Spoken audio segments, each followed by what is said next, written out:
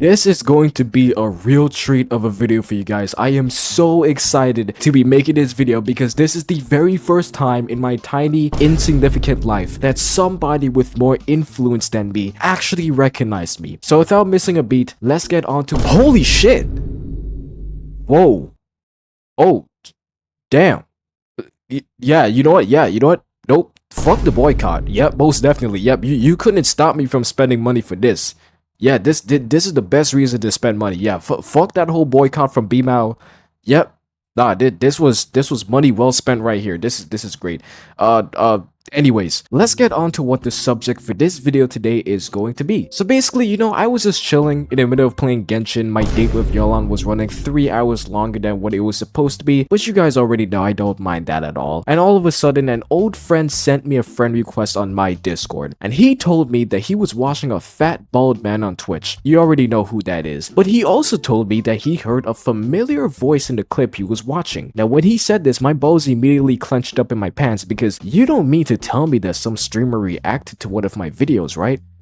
Well, call me a KFC chicken bucket cruncher and a watermelon muncher, because it turns out that the video Tecton was reacting to on his stream was a reaction from another streamer named BranOnline towards my 4.4 CN community drama video. And you know something? This is what fucking happens when you don't use Twitch like me. I don't like to watch live streams. I was never really interested in them because I don't feel like any random person on earth could force me to watch them for more than like 2 hours. But thank God the homie Hudson came in fucking clutch, because he watches these live streams and he let me know about this, and if it wasn't for him, I wouldn't have any clue this even happened in the first place, and this video wouldn't be here. Now, I have no idea who BranOnline is, never heard of him, only heard about him up until now. That's not me trying to passively insult him, I'm just saying I've genuinely never heard about him before. But he ended up reacting to my video on the 4.4 CN community drama, and of course, he gave his thoughts and opinions on my thoughts and opinions. So today, we are going to be doing a reaction to Bran's reaction to my video. God, I never thought I'd see myself doing some Inception shit with a reaction video, but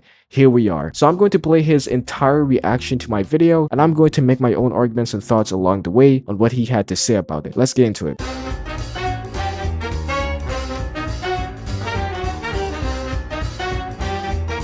And I think it'll go into more detail, and I'll give my full thoughts on the situation as we go through this one. This one is called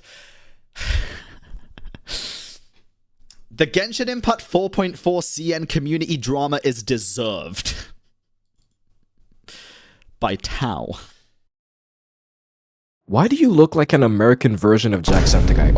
Okay, fine. No more jokes. I'm gonna go play the video. You know what this video is going to be about. You already know what I'm trying to milk in the meantime of actually making a good video for you guys. I'm going to be talking about the very recent— Is this? I have to check something.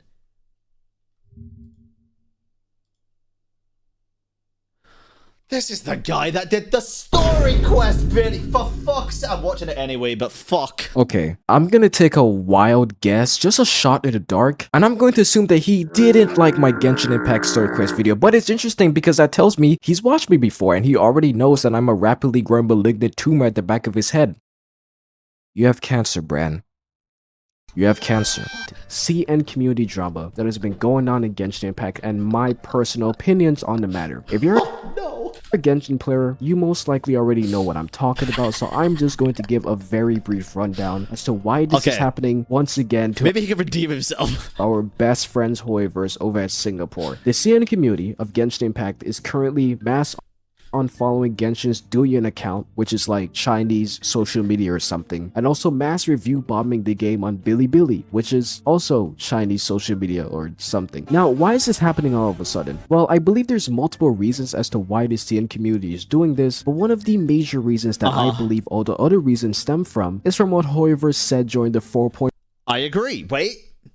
He's redeeming himself. For Lantern Right live stream that was streamed just last week. I didn't notice it because I really don't care about these live streams as stated in my last video. I truly believe they're a waste of time, and I mean, this guy has some takes, dude. This guy made a whole fucking monologue video about story quests and what's wrong with them to proceed to say that he basically just skips the important parts. I could just get the info. This is extremely fucking offensive, bro. I had to sit in my musty, fart-crusted chair and listen to all 6 of those story quests again just for that video in their entirety. And you're trying to say that I skipped the important parts? Absolutely unacceptable. The orbital cannon directly above your house is now halfway built just for that. But I mean, hey, look, to be honest, Bran, technically you have to think about it like this.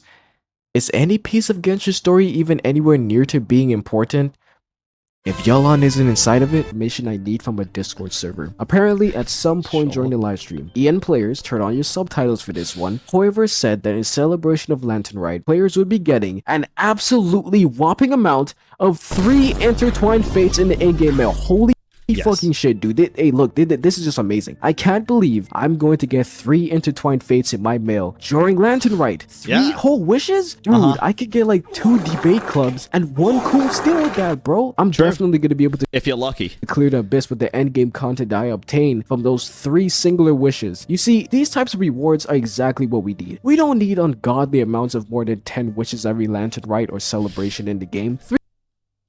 I mean, bad choice of words, because we are getting more than 10 wishes this line, right? 3 wishes is all we need, man. I am so 3 wishes isn't all you're getting. so glad Hoiver's. In fact, in the screenshot, it says 10 as well. You're gonna be able to clear I think it's just bad choice of words. The abyss with the end. Sure, I'd agree, it's a bad choice of words. But I'm also confused as to why some people genuinely believe that I really thought we were only getting 3 wishes during the Lantern Rite. Bro, I know that we're getting that login event shit that gives us 10 wishes. I'm not fucking blind. They do that shit every Lantern Rite. That's supposed to be the routine for them during this event. I'm just focusing on the fact that these motherfuckers really sat here and started blabbering about, for all your years of meat riding us and spending your $500 paychecks on our game, we're going to be sending you 3 in-game wishes in the mail. Like, that is what I'm focusing on, not the login event with the 10 wishes. The joke is supposed to explain why the 3 wishes are unsubstantial. 3 wishes is all we need, man. I am so glad Hoiver's is making sure I stay anorexic and starve to death. They really looking out for me out here in these streets, man. However, not everybody, unlike me, was happy with this news, since that statement was the main reason the CN community lit back up their torches and pitchforks to teach their old man Hoiver's a lesson once again. Crazy, dude. You know, I always find it so entertaining and funny when this stuff happens because it always reminds me about the anniversary drama. The anniversary drama was fucking peak Genshin Impact community behavior right there, bro. I'm not even being sarcastic like how I was being sarcastic with the 3 wishes joke earlier. I truly believe the anniversary drama was one of the most entertaining dramas I experienced from this game. I just remember being in the official Genshin Discord before I got banned and just watching every chat being absolutely flooded with Chi-Chi Fallen and only Chi-Chi Fallen. Those were fucking great times, bro. I can legally label myself as a United States veteran for witnessing that shit. So, what are my useless opinions on this matter? Well, I fully believe the Genshin Impact team deserves this every step of the way. We, as Genshin Impact players, have known for the longest time that this game is incredibly and unnecessarily stingy when it comes to rewarding their players with literally anything. It's as if these... Okay. Here's where I'll begin to give you my opinion on the whole thing, chat, I guess. Listen. I've said this before, but I'm gonna expand on it a little bit, because apparently in the YouTube video people totally mistook what I said, or it was fucking Twitter moment, waffles and pancakes, which always fucking happens, but I don't really give a shit at this point. As a person, free-to-play game, fucking pay-to-play game, whatever, any game that I play, I don't give a fuck about getting free shit. I just don't. I am a person that if I could get the stuff in game by doing certain things, like if achievements, like if there was super hard achievements that gave a lot of primos, if there was super difficult achievements added every patch that gave you wishes instead of getting free shit, I would prefer that, because I like to feel a sense of accomplishment and achievement for like getting cool shit, right? That's just me. It's like in games with like super cool customization options, you can unlock super cool customization stuff by completing super hard content. I used to love that shit in like ESO, right? I used to fucking love it. Used to have like defeat veteran dungeons without any of the team dying and stuff. And it used to take weeks, dude, but you only got like a cool cosmetic thing from it, but you felt amazing after it. If you'd have got that for free, you'd fucking stop using it after a week, because it holds no merit, it holds no prestige, it holds nothing. I have never really cared for free shit. Does that mean Hoyoverse is being quote-unquote fair or not stingy? No. It doesn't. Just because I don't care about free shit doesn't change the fact that 3 wishes for what is apparently people playing their game for a year is an insult. It is a fucking insult. It is. It's a bad amount of wishes. It should have been at least a temple, in my opinion.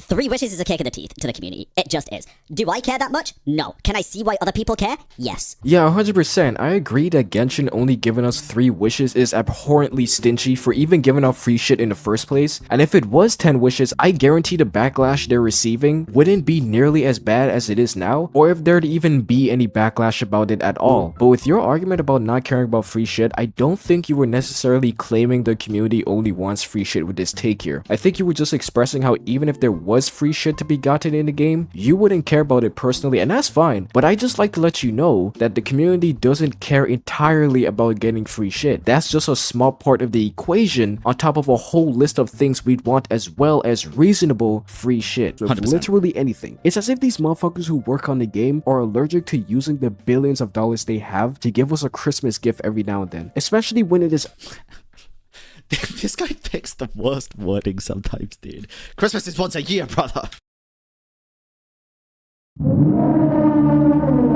I get it though. I get it. It would be nice every few patches, maybe every quarter, every 3 months, if we got like a temple or something. when it is absolutely An extra warranted and temple. expected, like during anniversaries or lantern rites. Yeah, I agree. Those are literally the only 2 main times of the year where the game is getting some sort of celebration, and we're still getting the same watered down McDonald's Sprite level of fucking rewards and wishes that barely helps anyone. There is a very good reason why Genshin has been getting more and more attacked over the past few months and even years so Because of HSR. far. That's because the game simply isn't stepping up anymore. The people Disagree.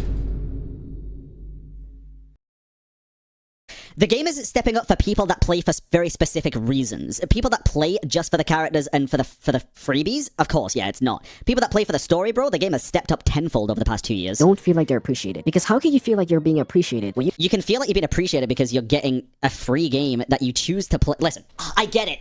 Getting cool rewards and a lot of rewards will make you feel appreciated. It will. But hear me out here, because if that's the main reason you play a game and you feel unappreciated and you don't enjoy the game because of that, I know a lot of people say it, and some people say, well, don't just say don't play the game, but seriously, don't play the fucking game.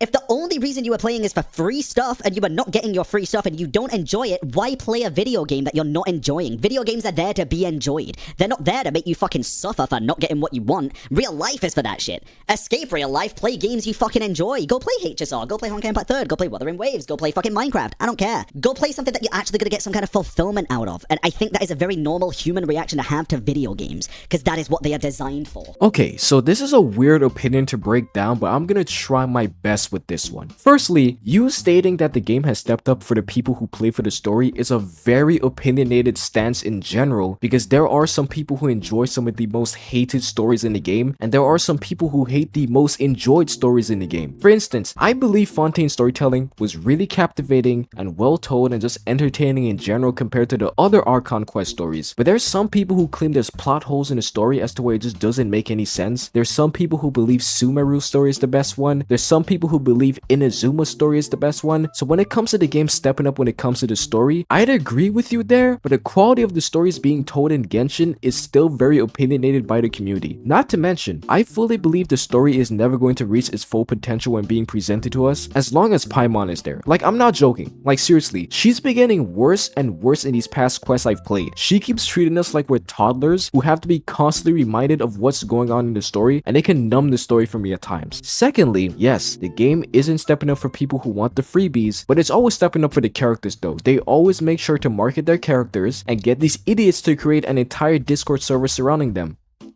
Except for Yellow Mace, they're actually extremely talented for that one. Thirdly, if getting free rewards was the only reason I played this game, then I simply wouldn't be playing the game, because we're not getting fulfilling free rewards. Literally, the whole community is blowing up right now because the free rewards that Genshin specifically gave us are complete ass. Nobody plays this game for the free rewards because we barely even get a good amount of free rewards to even expect anything generous from Hoyoverse anymore. Now, as for the whole, you should feel appreciated for already playing a free game, and if you don't like the rewards, then just quit argument, I think I'm gonna let the homie Tectone spare me some time and brain energy for this one. You can feel like you're being appreciated because you're getting a free game that you choose to play. Listen.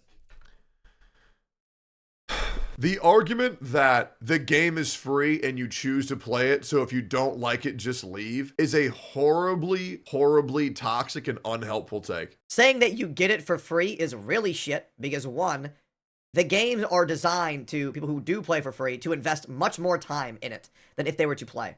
So people are investing in the game with their time, and they are choosing to play it. Let me ask you a question.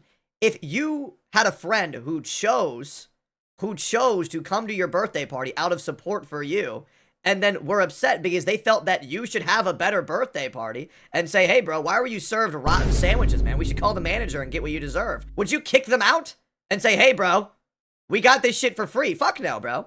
Like, get the respect that you fucking deserve. This take makes no fucking sense at all. It makes no fucking sense, right? And then you say, oh, the game's free, the game's free. Bran, let me ask you a question. If the game's free, how are they a multi-billion-dollar company? Feel free to let me know. Because what people don't understand is, these games are designed to be free to play, but also incredibly predatory, okay? And the longer you play, the more likely you are to spend. And just because the game is free doesn't mean that people have not spent on it. A lot of players have, and you would probably agree with the multi-billions of dollars people have made, or the company has made off of Genshin Impact. So to those people, what do you say? To the people who have spent hundreds of thousands of dollars, what do you say to them? Why do we just say, oh, it's a free game, just leave? Like, why is it so hard to say, I play this game every day, I've been playing it for 3.5 years, sure, I've never spent money, but I don't feel appreciated as a player? Just because Genshin Impact is a free game does not mean it deserves to be lazy with what content it feeds us. Because even if the original cost just to play the game is nothing, the game actively encourages you every waking second to spend a ludicrously larger amount of money on the characters it offers. And the people like me who have spent that money for those characters, thus supporting the game, should be treated better than how we're being treated right now. God, I haven't seen Beyblade in years. Changes. So I gotta give a shout out to all my Chinese brethren out there from the west side. Yeah, bro's just not paying attention. Bro's just waffling at this point. He's too focused on making jokes and just trying to reminisce than actually focusing on the main point of the video. It is what it is. I mean, there are certain content creators you go for takes. There are certain ones that you just fucking don't. Nothing against the guy. Nothing against the guy. I just feel like he missed the point. Damn, Tectone. I didn't know you was gonna say all that, bro. I didn't know you was gonna do bro like that. But hey, Bran, yo, you just gonna let him say that about you, bro? I mean, you just gonna let that slide? Because you see, bro, me personally, I wouldn't let that slide. Those 3 wishes are going to disappear faster than every Wanda remains father at a crucial point of their childhoods. Funny. But also, a temple will disappear faster because it's 1 click instead I'm of 3. even more glad that it's a CN portally. So when those motherfuckers start complaining and ripping Beyblades around Singapore, Horrorverse is far more likely to listen, take notice, and make God, I haven't seen Beyblade in years. changes. Beyblade is fucking hilarious. They've got motherfuckers out here causing nuclear explosions with Beyblades, starting world wars with Beyblades. I think one guy was in outer space in the middle of a Beyblade battle. Like, dude, I don't know what's going on with that show, but it's mad funny, bro. I can't talk about this controversy and why people are so angry at Genshin Impact without talking about this game as well. That game being Honkai Star Rail. Of course, Honkai Star Rail has to come up, bro. Now, I actually had started playing this game back then when I think it makes sense to bring Honkai Star Rail up, by the way. I think it is a very, very fair kind of a mild comparison to me. it first released in April of 2023. Wasn't sure if I'd like it since I'm not a huge fan of turn-based gameplay. I'd much prefer being absolutely free and creative with combat mechanics like in Genshin, but I actually turned out to enjoy the game quite a bit. I started going through the story, grinding characters, obtaining seal. Bro, HSR upon release, the story was so fucking good. The Billabong arc, dude.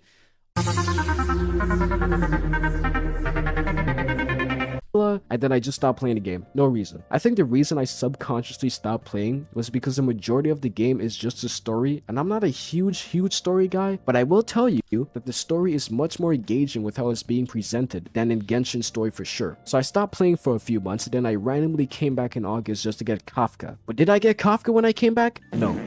I got Himeko. So I immediately stopped playing again due to this interest, and it is only now in this very month that I have come back once again for Kafka. And from the gameplay footage in the background, I think I now have her. So I'm chilling in the game right now. Why did I want Kafka so badly, you may ask? Well, let's see here. Kafka is a woman who has a domineering personality. Nope, you've been here before. You know what's about to happen. Come on, keep going. She's basically your line, he's gonna say, right? She uses strength to defeat her enemies. Her name consists of 5 letters, and she wears a big coat on her back. What? Behind you! Look! Oh my god! But besides that, you see, and I don't think a lot of people truly understand that this is why I am the #1 Yelan simp in the entire fucking world. The moment I stepped my foot into Honkai Star Rail, I was cool with the story, I was cool with the Ancilla, the game was pretty lukewarm to me, but the moment I saw Kafka in the game, I just knew it was Yelan calling out for me. It doesn't matter what game I'm in, Yelan will always be there for me, even in an alternate form. Now don't get this twisted, I'm not saying that Kafka is as good as Yelan, I'm just saying that Kafka is the closest representation of Yelan that we have in Honkai Star Rail, and if she wasn't in the game or if I didn't get her, I deadass wouldn't be playing the fucking game right now. Honkai Star Rail, in terms of generosity and quality of life features, is a complete antithesis to Genshin Impact. Although I haven't been playing I want to go that far. For the quality of life, yeah. For the rewards, I wouldn't go that far. HSR, I mean, once again, I haven't been playing Honkai Star Rail long enough to truly get the full scope on how much better the rewards are, but just at face value, I can already tell the Honkai Star Rail team takes a lot more care of their player base when it comes to the rewards than the Genshin Impact team does, because if that wasn't the case, then the community wouldn't be imploding on itself right now. From what I've heard and what I've already experienced while playing it, HSR is everything Genshin should be. Are we playing the same game? Just play HSR then.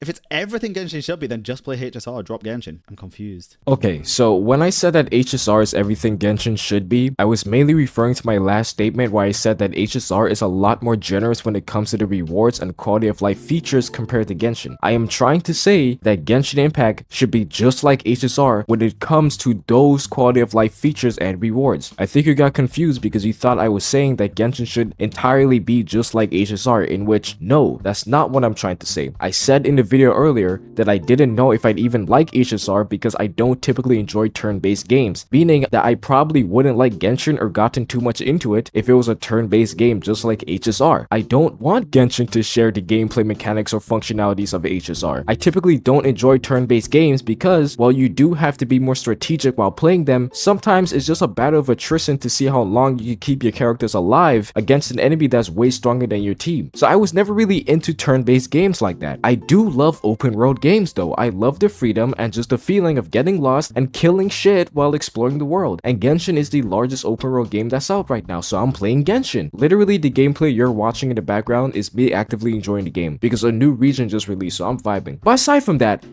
I'd like to acknowledge this one argument that Bran keeps bringing up, and it's usually a common argument I keep seeing whenever I criticize Genshin Impact or when anybody criticizes Genshin Impact. And that argument is, why don't you just stop playing the game? Now, there's many reasons why I won't stop playing the game. First, I have the time sunk fallacy embedded within the two hemispheres of my brain, so I can't leave because of that. I'm a very sentimental person when I spend a lot of time with something, so that includes my Genshin account. My YouTube content literally surrounds Genshin right now, and making a switch isn't exactly the easiest thing to do. You would know that if you're a content creator in any capacity. I'm still genuinely enjoying the game when there's new regions and content that releases from time to time, but even for all of those reasons, there is just one singular reason why I can never quit Genshin Impact.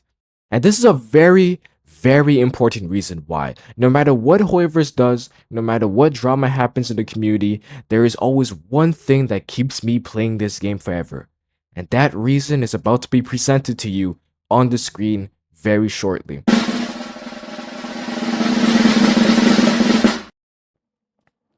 Well, what's that? You're confused.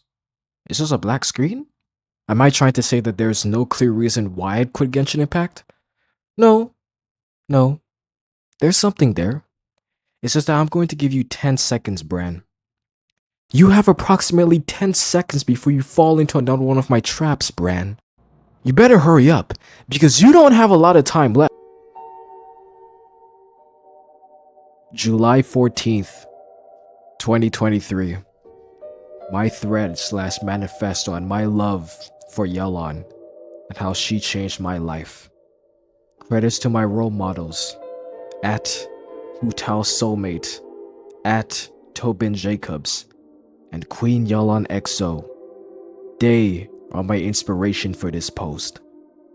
Yelan, if you're reading this is all for you. My love.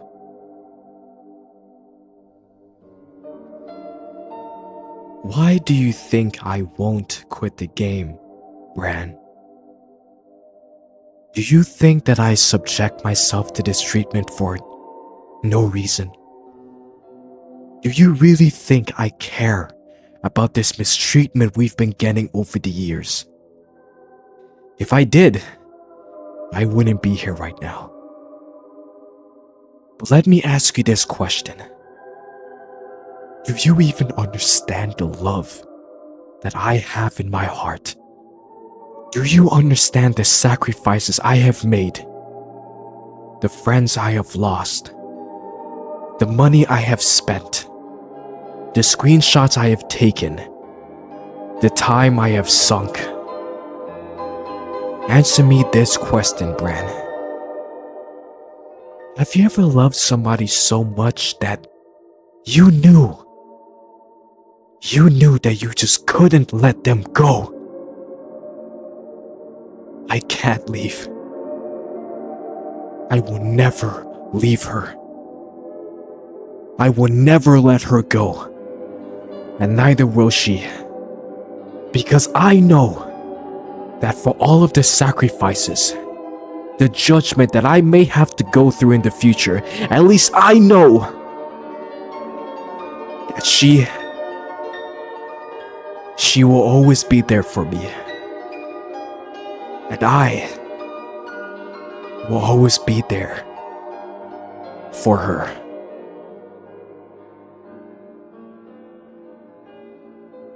But yeah, that's one of the more important reasons as to why I wouldn't just drop Genshin and start playing HSR entirely, you know, because I really like Yelan as a character and I don't really want to leave all the investment behind. Pretty sure the Honkai franchise is just the favorite child of Hoiverse, which is perfect. I do think that's semi-true. I think certain people that work on the games obviously care more for the Honkai franchise than Genshin franchise, and I think that's fine. Perfectly fine. It's not like they can't give bigger care to a longer running IP. HSR is just so much better in generosity than Genshin. First of all, I agree that HSR is far more generous than Genshin in terms of free shit. The amount of stellar gems you get from doing anything is really good. You can literally fart in your chair while playing the game, and you'd probably get like 50 stellar gems from. That's also true.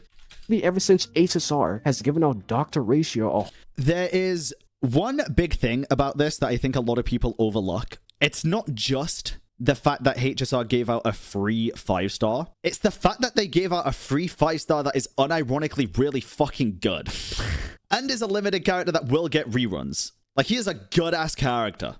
Which makes it even better for HSR. I 100% agree with you there, but I'm also very surprised that people really thought Dr. Ratio wasn't going to be good. You see, I already knew Dr. Ratio wouldn't be trash because HSR characters are starkly different to Genshin characters. Every HSR character is pretty much broken or just really good, and that's because HSR is a more challenging and difficult game compared to Genshin, where I could just tap one button and all the enemies are dead. A lot of the Genshin characters can be niche, not meta, or just genuinely weak, but the HSR characters are just built different, bro. The craziest part is that I feel like some people would say some stupid shit like, oh, but how? Genshin did already give us a free 5-star and it was Aloy.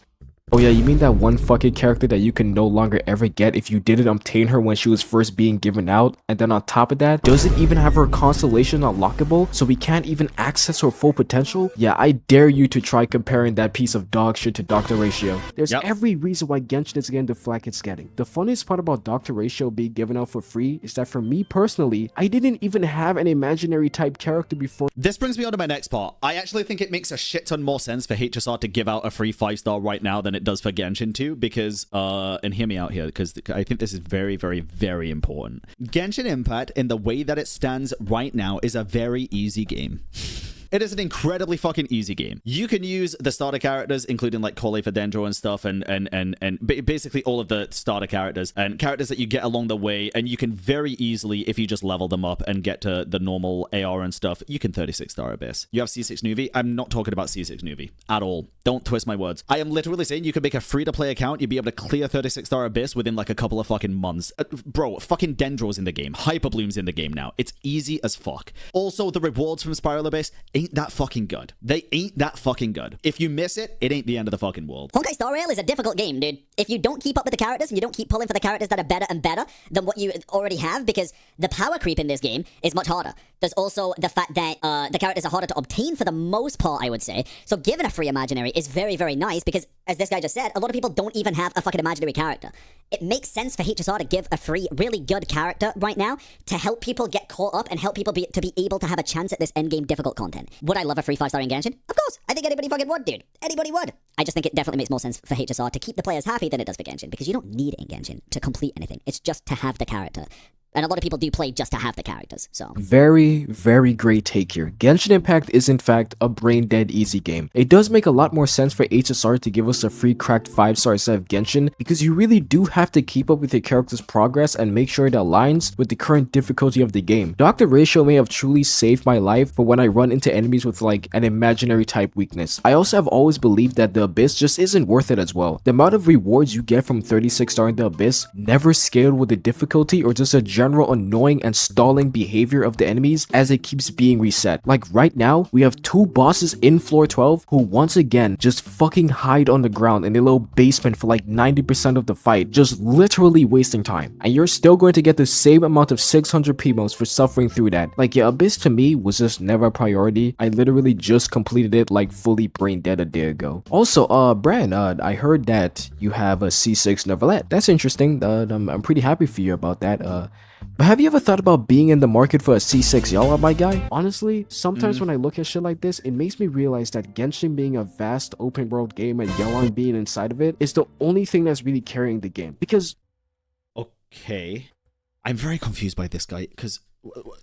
Like 5 minutes ago he says one thing and then a completely different thing 5 minutes later. Vast open world game and Yelan being inside of it is the only thing that's really carrying the game. Because when you look at games like... Yeah, but he also said he's not a big fan of turn-based and HSR is everything Genshin needs to be. Good thing I addressed that earlier. At least for me personally, Genshin being open world and Yelan being inside of it is the only thing that's carrying it. That's what I want. Honkai Star Rail. You really see just how much more polished and rewarding it is compared to Genshin. It's coupled with the fact that the Genshin Impact team is only giving us 3 intertwined fates in our mail, and True. I do agree with that. I do want to say as well, though, and this might just be a me thing. I'll just say, in general, turn-based games are far more competitive than open-world games.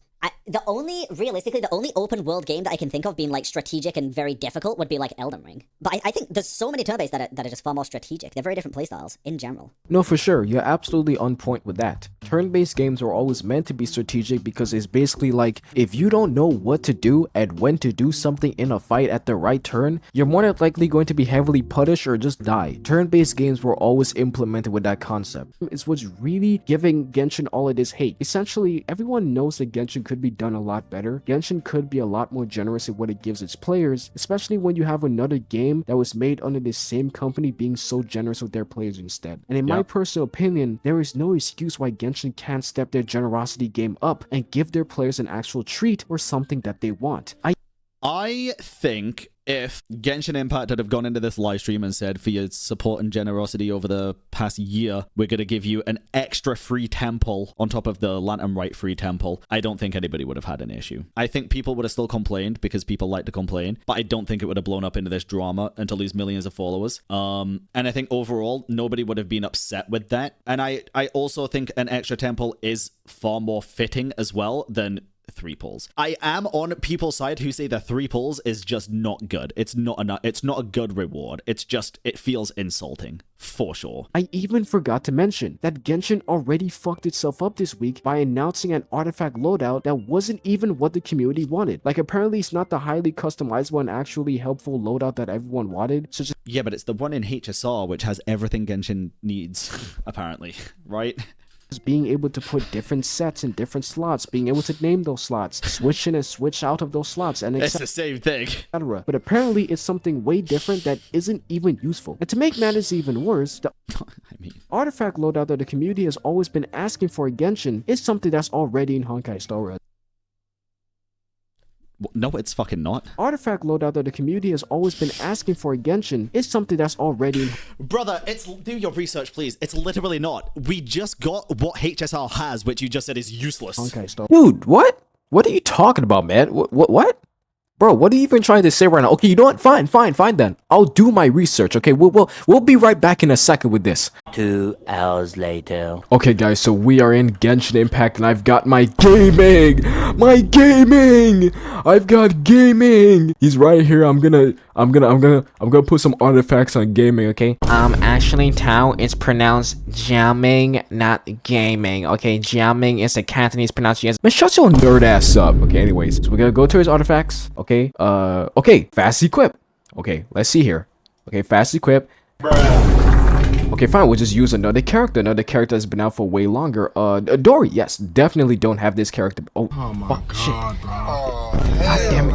Okay, Kave, yes, Kave. Let's go. Okay, Kave, fast equip. Okay, we got quick configuration. We got custom configuration. We're gonna do quick configuration, I'm assuming. Okay, and okay, this is his set. I'm assuming his best in slot. I'm assuming. I don't know how to build, bro. Okay, so whatever. So equipped. Okay, and it has fast equipped it on him. Okay, so let's go into HSR and let's see if this is the exact same system for the relics. 3 weeks later. Okay, so now we are in Honkai Star with my beautiful, beautiful Kafka, closest representation of Yolan in the game, best character in Honkai Star Rail, and we're gonna go and see, you know, okay, so which character do I not have relics on? Definitely Arlan, because who the fuck builds Arlan? And okay.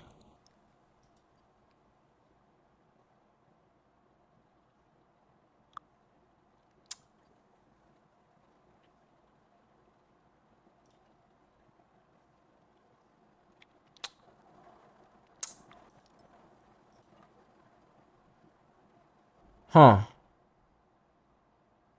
Hey, you know something? I don't even remember saying that, bro. I really don't. You know, like I don't, bro. Like I don't remember saying anything like that in the script. In fact, you know, I can go to the script right now. You know, I don't remember saying anything like that. You know, is somewhere around here, right? Yeah, right here. Whoa, where did it go? Where did that part in the script go that I said? You know, about the artifact system. You know, look, I never said anything like that. Okay, you know, I didn't say that, and you know, I'm totally not wrong. Okay, I just didn't say that. You know, and you know, we just have to accept it like that. Okay, you know, so you know, I don't know what that's about, but I did not say that, and you know, the HSR loadout is definitely not more different than the Genshin loadout. Okay, you know, it's literally the exact same thing. You know, but I don't remember saying otherwise. You know, so yeah, fuck, shit. Those people to question it of, do you actually play Genshin? But I would also like to Do you actually play Genshin or HSR? Because number one, you've literally just said something that's completely factually incorrect, and argue why that argument is pretty. Man, you got me, Bran. You got me good, bro. You're right. I really don't play Genshin that often. I'm a pretty casual player now, honestly. You know, I don't really have that many characters because I just don't play the game that often to get a lot of them. I usually play for more than like an hour on the weekends if I could. You know, sometimes I like to do some small amounts of exploration here and there, but nothing too much, you know, since I don't play the game that often. But hey, man, you got it, man. You got it 100%.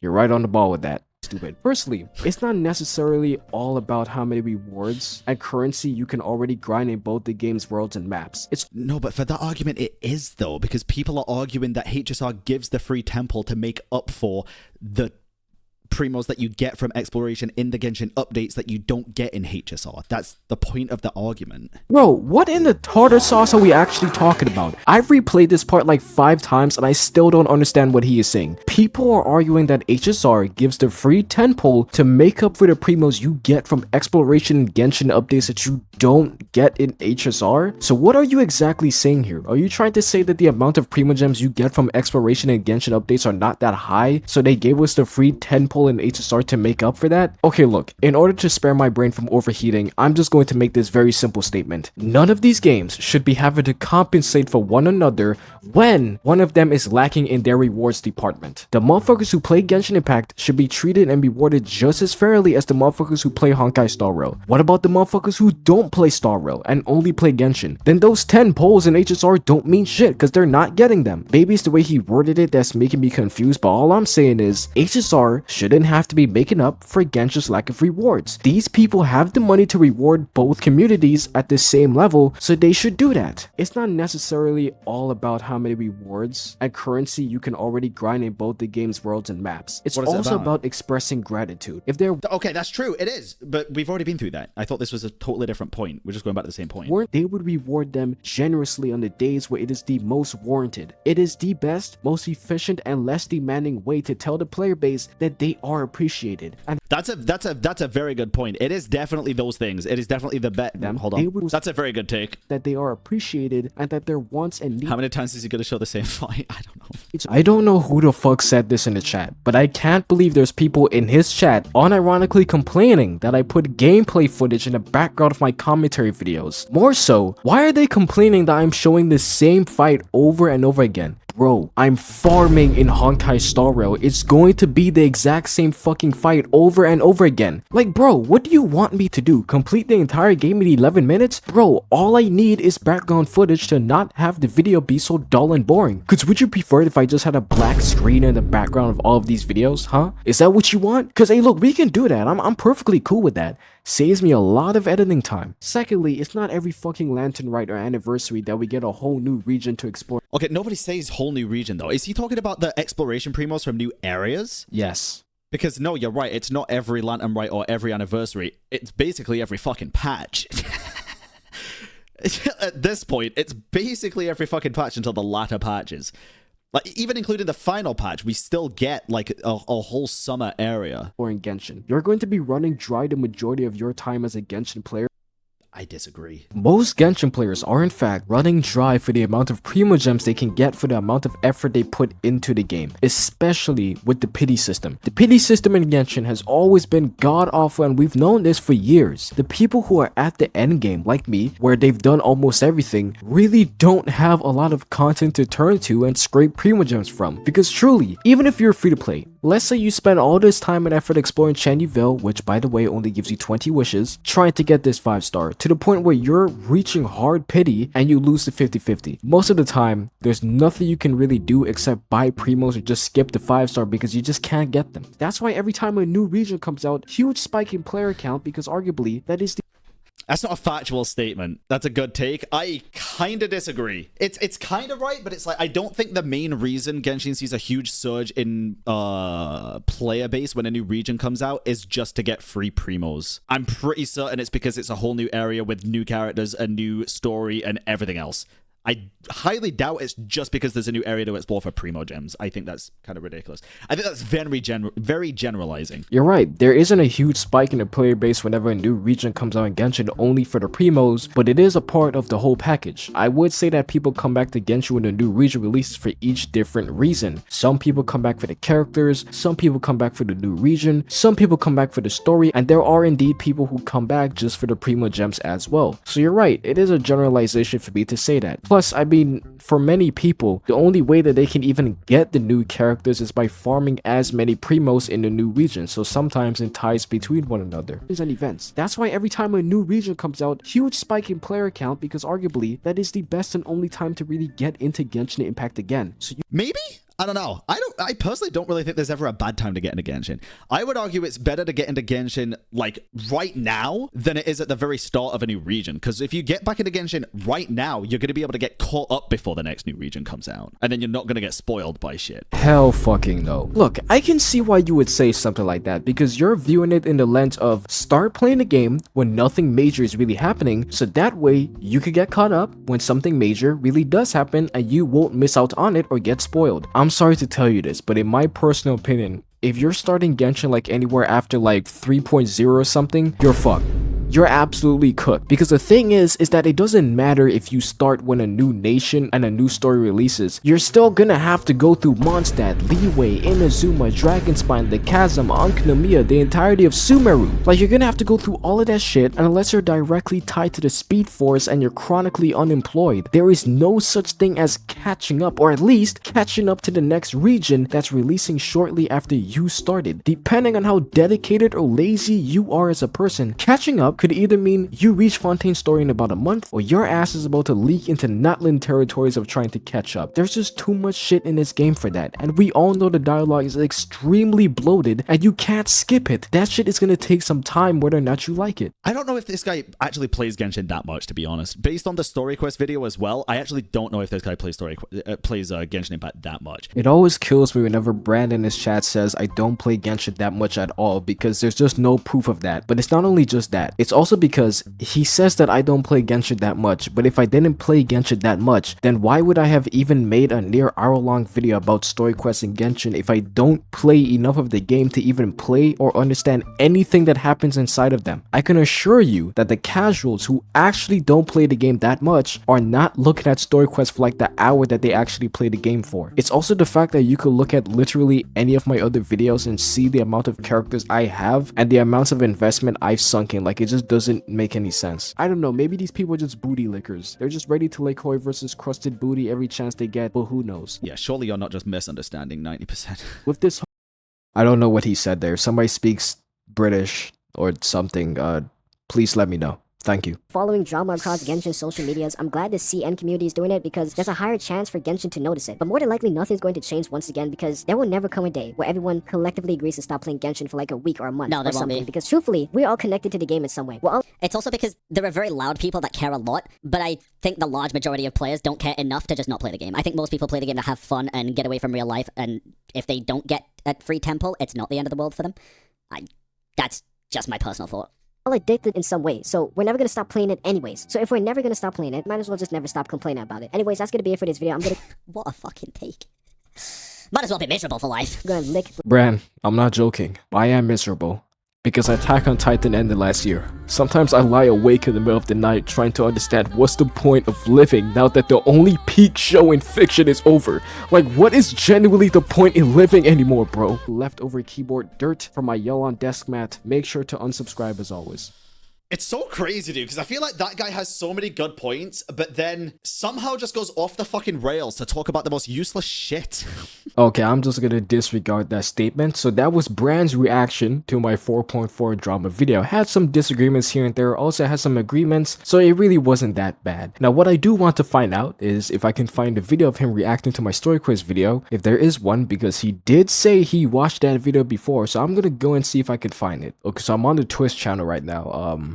Now, I'm not exactly sure how this works because, like, I think there's these things on Twitch called clips. So maybe it's in a... Well, no, it wouldn't be in a clip because that's, like, short form. Oh, amazing yell on thumbnail, by the way. That's so sexy. Look at that yell on thumbnail right there. I'm not sure where it is. I don't even know if he reacted to it on stream. But, I think... Wait. I recognize that team. Navia, Goro, Farina, and somebody else. Wait, hold on. Wait, is this it? This may very well be it. A badge in this one. I can't see it anywhere. I'll tell you what, chat. We have a choice. We have a choice. Ministry of Civil Affairs. Oh, never mind. There it is.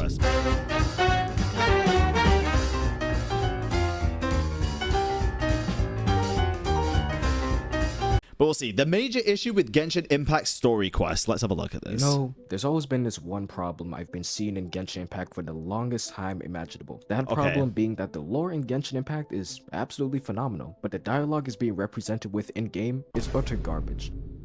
So it's the age-old scenario of the lore's amazing, just how it's told is not. This is not a banger. No. And I know bangers. I know bangers. It's not even a question Jesus at this Christ. point. We all know and feel it every time. We have to do, like, literally any quest and Paimon's just there yapping all the time. The lore for Genshin Impact is so great that I once attempted to read it. I started off in Mondstadt and I literally just got lost so fast. I started clicking on links. I started reading about this bitch named Vanessa or something and how she turned. Okay, listen. You can't be complaining that the lore ain't loring if you haven't read the manga. And I realized this was only the first nation. There was no way in hell I could ever integrate myself into the entire lore of Teyvat. So I just gave up on reading it after a while and never returned to it again. But there's such an easier way to go about that instead of just going to the wiki and clicking every link. Number one, read the manga. Number two, play the game. Number three, then check everything else. I don't really understand that. The dialogue in this game does not make me interested in it enough to understand the lore of Genshin Impact as I play through it. We've already discussed this with Paimon being an absolute nuisance and numbing down the story every chance that she gets. What's going on, Dia? Whose side are you on here? Shut it, Paimon. And And there's only a few times where things aren't slow and actually gets interesting and I start to pay attention, like how Rue died on Surumi Island, what happens to the Sun Children in Ankanomiya, or what happened to Havria the Salt God. But speaking about this manga, I've actually heard about the Genshin manga before and I was just never really interested enough to read it, and I just keep forgetting to do so. In all honesty, I'm just not much of a manga person in general. The only manga I've read through in its runtime is the One Punch Man manga and this other really weird manga about this butterfly girl. Look, I saw it on TikTok and I got interested, okay? But honestly, I may start reading the manga because I realized Yeon is inside of it, so I've got to see that now. I seriously don't know how these lore YouTubers do it, but man. Well, they play the game and pay attention to it there and then just research it. But more importantly, inside of all of this lore, we all have, you know, these amazing stories about these characters that we all know and love to this day. All kinds of stories ranging from death, destruction, love, loss, just all types of different stories about these characters we love so much. Now, when I first heard about the concept of a story quest in this game for these characters, I immediately thought in my head, holy shit, you mean to tell me I can experience a story from this character and learn more about them? You mean to tell me you're gonna take me on a past or future journey with this cool character I love so much? No. And make Present me either journey. learn something. That just sounds amazing. That's one of the greatest ideas you could ever create. To help the players know more about these characters that you're marketing towards them. More importantly, to help the players connect with these characters throughout the multiple stories and pieces of lore that they are all intertwined with. Yes. Which is the case for a lot of characters. Not all, but a lot. Actually, let's not do that. That would just make way too much sense now, wouldn't it? No. You see, how about this? Right? I got a better idea for that. Instead, how about we just spawn an NPC, make that NPC have a problem or their own story that specifically needs to be fixed or explored by the 5-star character we're actually there for, and then that'll just be the entire story quest for that 5-star character. Brilliant idea, man. What a jolly good show. Yes and no, though. Because yes, that's a lot of it. But in a lot of the story quests, just because we're helping an NPC doesn't mean we're not learning about said character and background lore. At the end of the day, if in Nouvelet story quest we didn't get to see, what was her name? The Melazine girl and the other people, we wouldn't know what Nouvelet went through. Also, at the end of the day, if we hadn't met Big G and Little G or whatever the name was in Hu Tao story quest, what the fuck would that quest even be? Like, you're still learning about the character. Just having an NPC there doesn't really make a difference. There's only a select few quests that I really do feel like we didn't learn anything new about a character, and that'd be Nilu's off the top of my head, because that did feel like it revolved way too much around the NPCs, and we just didn't get too much information about Nilu herself through that quest for anything that we didn't already know, you know? Oh, indeed. Yeah, you know what, let's not— Yep, as I'll say later on in that video, it's almost as if there's two different guys cooking up these story quests. Sometimes they balance the focus of the 5-star and the NPC nicely, and then other times we're just now learning about the 5-star that we're actually there for, like Nilu. So I agree with this statement. Yeah, you know what, let's not take any of the possible pre-existing pieces of lore and stories about these characters and adapt those pieces of lore into an actual story quest for said character. No, we're not doing that. You see, I mean, how would you do that? Yolan spends much of her time patrolling and roaming the chasm. I mean, they did that. Yeah, they did that. She was in the whole fucking chasm these quest. characters and adapt those pieces. Ministry of Civil Affairs. That was her story quest, right? I think.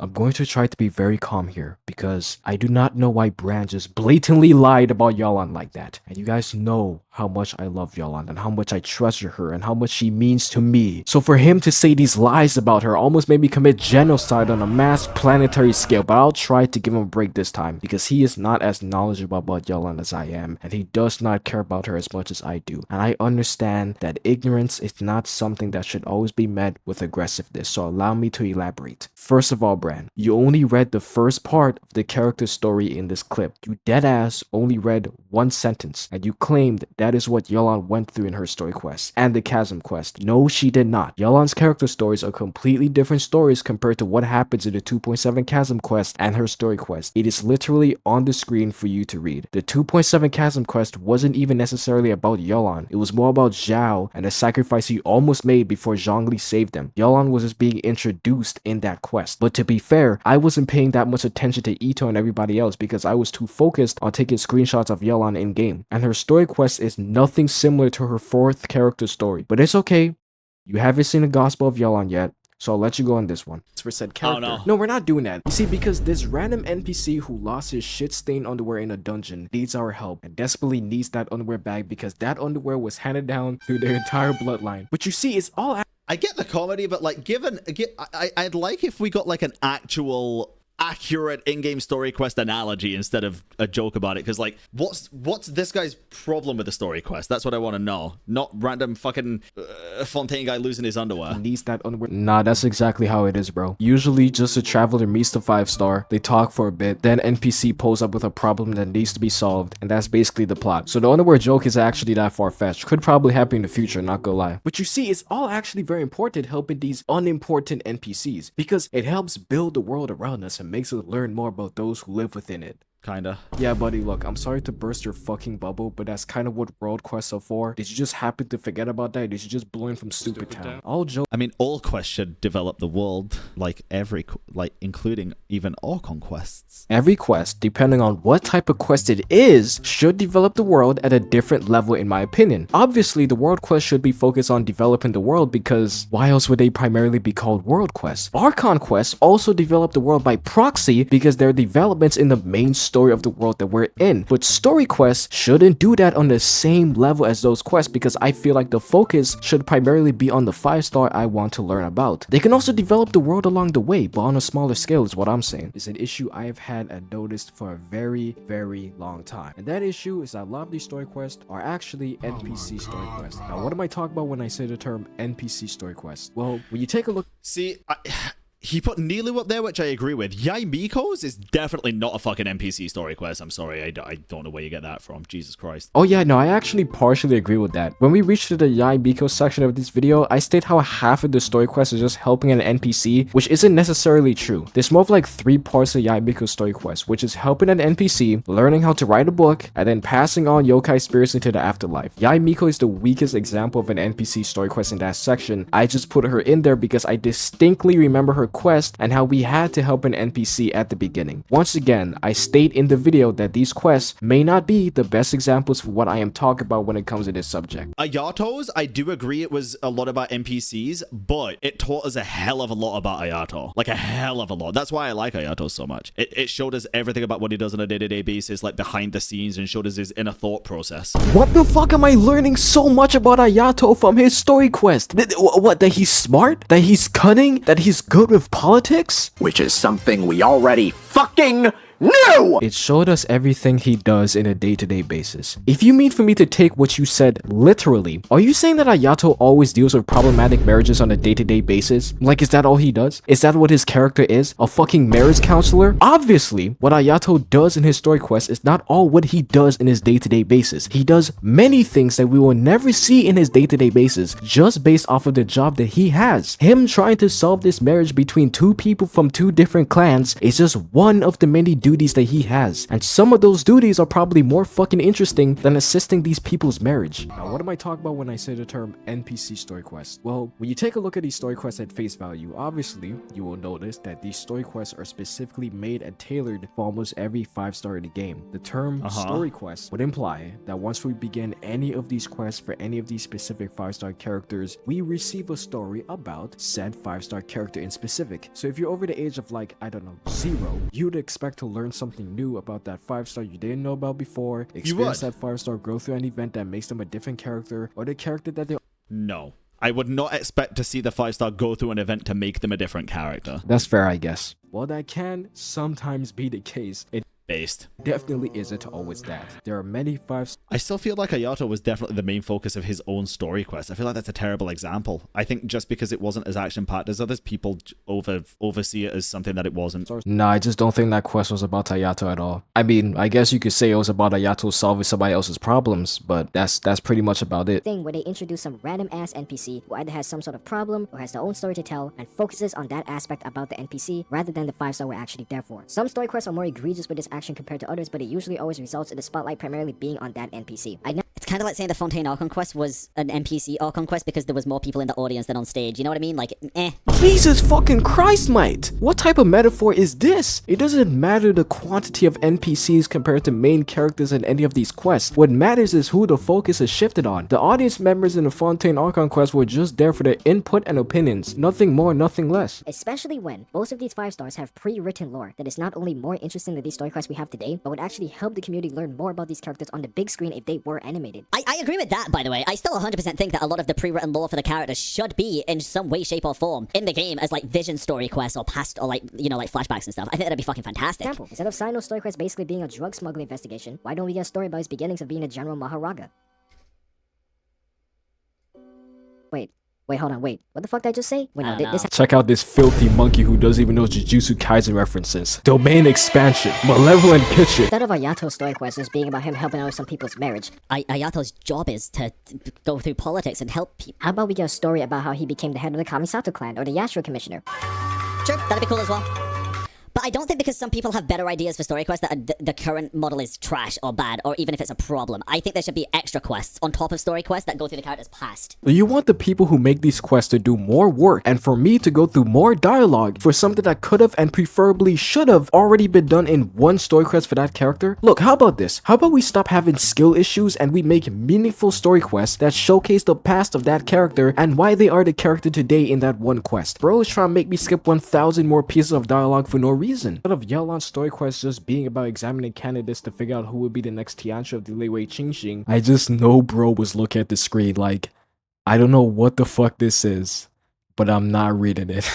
I just know that look on his face. He's just like, I don't know what this is, but I'm not into it. I'm done. I'm moving on. Why don't we get a story quest explaining how she single-handedly birthed all life and matter into this universe when there was only darkness that existed before its creation by her? The thing about these story... I think bro's got his games mixed up. No, I don't, Bran. We are both playing the exact same game. That is exactly what happened. Yelan was the one who created all of Teyvat, you know, the entire fake sky. She is literally the creator, okay? She is literally the one that we see at the beginning of the game that captured our sibling, okay? You see, you just don't know that because you have never seen the Gospel of Yelan before, and that's perfectly fine. It would actually take less effort to just adapt an already pre-existing story about the character instead of creating an entirely new one that barely focuses on them. But as I've said before, I think it'd take probably roughly the same amount of effort. It'd still be very difficult to make like a 2-hour-long story quest out of the pre-written lore and make it cohesive and everything. I'm not saying they gotta do all that. I'm saying that they should take literally any character story about the character and adapt that into a story quest. It doesn't have to be the entire lore of the character. It just has to be like one story about them, or even 2 stories mixed into one. It would take the same amount of time and effort, probably even less, since the material is already there. It's pretty much a hit or miss when it comes to these things. It's like they have 2 different people cooking up these story quests, but every now and then the dude that actually knows how to write a good story quest just isn't available at the time.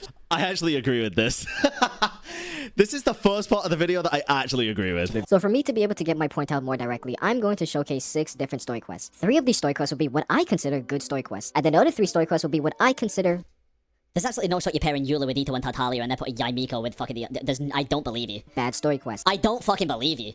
For these 2 sections that these story quests will be placed in, all 3 of them will universally share their reasons as to what makes them good story quests or bad story quests. I will give a very brief description about the plot of these story quests before I start discussing their main flaws or strengths. I would also like to mention that these story quests that you currently see on screen are not inherently the best or worst story quests in the game. There may very well be better or worse story quests compared to these. I am just using these story quests as some of the best examples I could find in my personal opinion for what I am talking about. There are many story quests that have the same qualities as these ones I am showcasing. I'm just using these in particular. It is Okay, I get that. Opinions are opinions and it is what it is. I'm just confused how, like, if you're going based off objectively what's a good and a bad story quest, because that's this video, the major issue with Genshin Impact story quest, I'm confused why you'd put Eula in good and Yaimiko in bad. I feel like Yaimiko's was an epitome of a good story quest. Nah.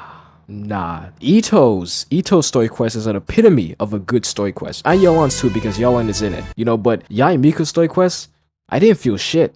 Yeah, I didn't feel shit. I just left it feeling empty. I didn't really feel anything resonated with me. You know, I just didn't feel anything for her, to be honest. Neely's story quest was terrible.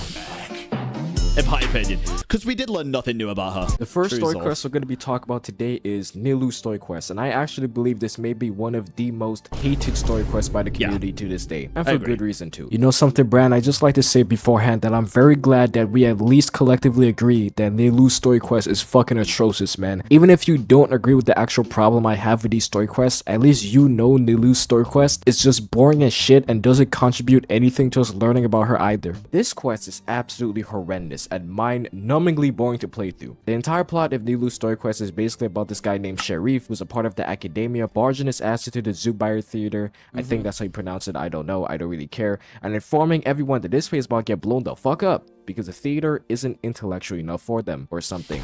Firstly, I'm just saying like how it is. The entire story quest is kind of like this, but at the very beginning, the dialogue is some of the corniest shit I think I've ever heard within the past 10 years of my life. I actually didn't think the dialogue necessarily was bad in Nilu's quest. I thought the dialogue was fine. That's right, Miss Nilu. Beat the bad guy. Justice will prevail. They're just children being children. We do not care. This dialogue is so fucking slow, horrid, and just unimportant. I felt like I had to drink water every Unimportant? Yeah, it's unimportant. The first starting half of Nilu's story quest is just us speaking with NPCs for no real reason. Most of the shit that they say to us isn't important to the plot. It's literally just one piece filler. It's just so uninteresting. Nobody wants to hear a guy ramble about fucking Sumpter Beast, man. But the other reason why this story quest sucks is because while it does technically present a challenge for Nilu to overcome, since she ultimately has to debate Sharif in order to keep the theater from being demolished, that aspect is clearly not being focused on nearly as much as the relationship between Sharif and his daughter, Inaya. Okay. The relationship between these two is practically the main focus point for the rest of Nilu's story quest, as It is. The quest did feel much more about them than it did about Nilu. Yeah, the test trial was fucking dog water too, dude. To make a test trial 2 Rich Bull and Tigers was disgusting. That was a really bad idea. They might as well have done what they did for Nuvela and not given her a trial, to be honest. seriously, I mean, they really shouldn't have given her a test trial, because what is there to test her with? Nilu is like that one character that you only get if you really, really fucking like her, or you're so bored in game that you don't care what you spend your primos on. She is like the most niche character in the game that only works when you have a Dendro unit in the team, so there's nothing for her to actually fight by herself. The only thing Nilu really does is debate with Sharif at the end, but even then she still didn't even really win herself, because Inaya ended up confronting Sharif about the relationship at the end and ended all of it. Actually, if I remember correctly, I'm pretty sure the bitch was losing until Inaya just ended all of it. And then at the end of the quest, they did that little cutscene where Inaya and her father started to Fucking adorable cutscene, by the way. I actually really love this. Did we learn anything about Nilu from No. her story quest? No, everything from that story quest about Nilu we already knew from background lore and from the Auckland quest. I'm sorry, we just did. I don't think we learned one specific new thing. I don't think. The only things we might have learned about Nilu here is that she's a very nice and heartwarming person who do anything to protect the theater, which is something we already knew about her, so nothing new there. To be fair, after looking at Nilu's lore, she's not really the most interesting character in the first place. She's literally just a character trope of, I love everybody and everybody loves me, which is not something I necessarily hate, but I just feel like it's a pretty lazy way to write a character sometimes. Besides that, even with Nilu not being a very interesting character, they could have still easily made a way better story quest for her that actually focuses on her and makes the community learn more about her. For instance, in her third character I know, I agree with that. I do agree with that. story, they could have adapted that story where she meets her teacher for the first time and discovers the art and passion of dancing, or the story where she obtains her vision. And they probably could have even mashed the two together. They're never gonna do that though. What you've got to understand is if they haven't done that in the past 3 fucking years, or even 2 years before Sumeru, why the fuck are they gonna start doing vision quests as story quests? They're not gonna do that. That's gonna be a whole different quest type if they ever decide to do it, which they probably won't. They'll probably just end up doing what they did for Ayaka and bringing out another version of the Tsubaki and Thor in Snow, showing in an animation how they got their vision. Farina, chat, no. Listen to what's actually being said. These are characters that have had visions for a long time, and he's running a story quest showing how they got their vision. Wanderer and fucking Farina got their vision in the story quest. It's a total opposite. Totally different things. Not just a story quest about the characters getting their visions, just a story quest that explores a story that focuses on the past or present development of that character in general. That alone would create a better story quest for Nilu, because it would be a story that actually focuses on her character and makes us learn something about her that we probably didn't know about beforehand. It shows us why she is the character she is today. I don't know what they could have done for Nilu, to be honest, to make it like in the present day and be good, but Actually, God, for Oh, listen to me, this shit'll be in the anime. I don't care about that, though. I think it should still be in the game if it's game-related stuff. So that's why we can't get the events. We can't go back in time.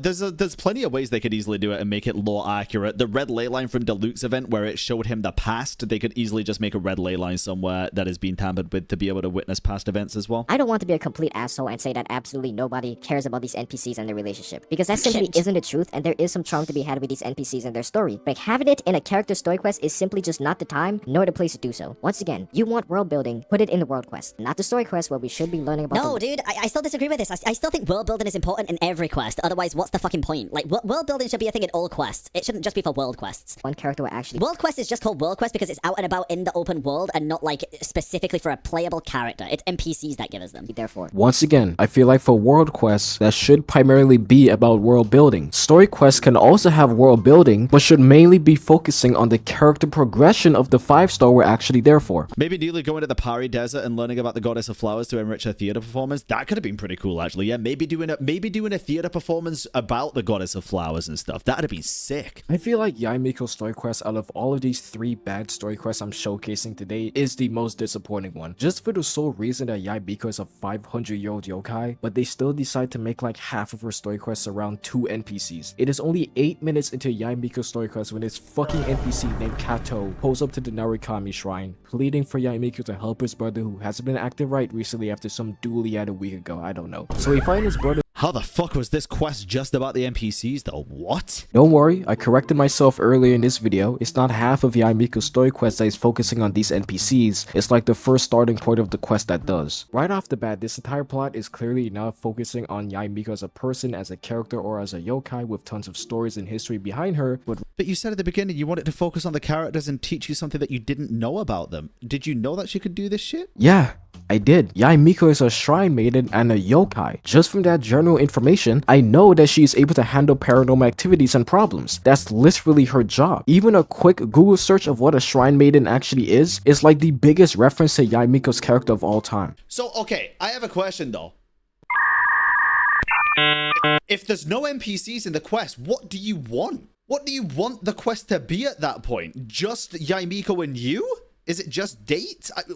Does every character in the quest need to be a playable character? I don't understand. No, not at all. As I'll express later in that video, I do not believe that these story quests shouldn't have any NPCs because without supporting NPCs in these stories, we simply just can't have a story being told in the first place. But that's where the word supporting comes in. I don't want to learn about these NPCs and have their problems mainly solved and focused on just to probably learn something about the 5-star character I didn't know about before by proxy, because that's not what's happening here. I already knew Yae Miko could take care of this spirit because she's a shrine maiden and a yokai. We should already know that she can do this stuff just off of the job that she has. So I'd rather focus on some sort of problem that she has or some personal story she's gonna go through to make me learn something about her, because this is probably the most somewhat entertaining part about this story quest. The rest of it is an absolute know where you got that face on you, bro.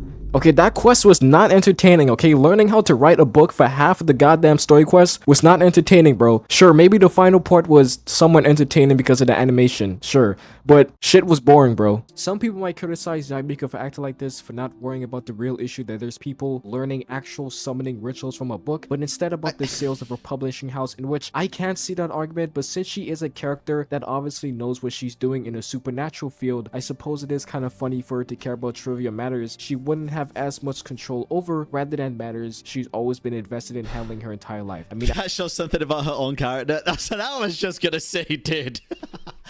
You learned something new about her personality that you may or may not like, but that's what you said you wanted from a quest. I mean, sure, it's interesting knowing that Yae Miko only gives a fuck about her book story because she's such a knowledgeable person when it comes to situations like exorcism and possession that it poses no actual threat to her. But it's more of just like a gimmick with her character. I'm so good at this particular subject that nothing bothers me in relation to it, but there's this one subject that I care so much more about because I don't have as much control over it. Once again, it heavily reminds me of One Punch Man, where bro is so strong that no fight is a challenge to him, but when it comes to him trying to make it in time for like a supermarket deal or something, he's always losing his shit because he doesn't have control over that as much as he does with his strength. Like, yes, I learned that about Yae Miko's character, but it's more of like a small gimmick with her character that just exemplifies how the real issue isn't much of a problem to her. We need to figure out how to write a book.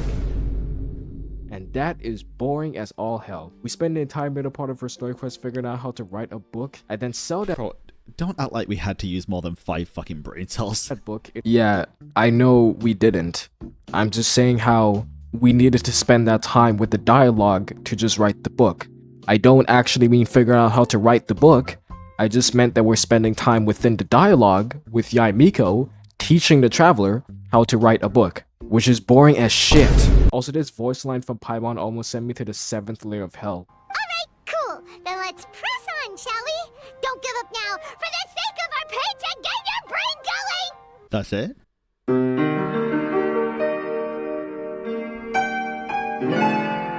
Bro, Paimon's been way more fucking cringe than that. Yeah, she has. That's just one example though. At least he said before, beware, it's his personal opinions. Yeah, but then I don't understand the whole point of the video being the major issue with Genshin Impact Story Quest. It's more like this guy's major issue with Genshin Impact Story Quest. This is more of just an opinion-based tier list, non-tier list of like what's a good and what's a bad story quest. This isn't necessarily just about what makes a good or bad Genshin Impact Story Quest. Well, obviously, I titled the video to be that way to fucking play into the YouTube analytics and viewer engagement. Now, look, I'm not saying I made the title to be abhorrent clickbait. It's just that I'm trying to draw in attention to the video with a pretty dramatic title, but I'm not trying to mislead people as to what content is going to be talked about in the video. This entire subject is a very subjective one, just like every opinion on any piece of story in this game. I am fully aware that what I believe is a major issue with these story quests is probably not a major issue in everyone else's eyes, or even an issue at all, but I only made the title to be that way to sound dramatic. I mean, I could have just titled the video, My Major Issue with Genshin Impact Story Quest, but hey, it's far too late now, man. Shit is already set in stone, bro. I'm just confused. This takes us to a dungeon where we get to test trial the 5-star we're actually there for, and we do eventually find the author of the book who possesses the This was sick! travel in order to speak with us because he's a deceased yokai, and then him and Yae Miko essentially have their little catching up chat, which nobody cares about. And at the very end,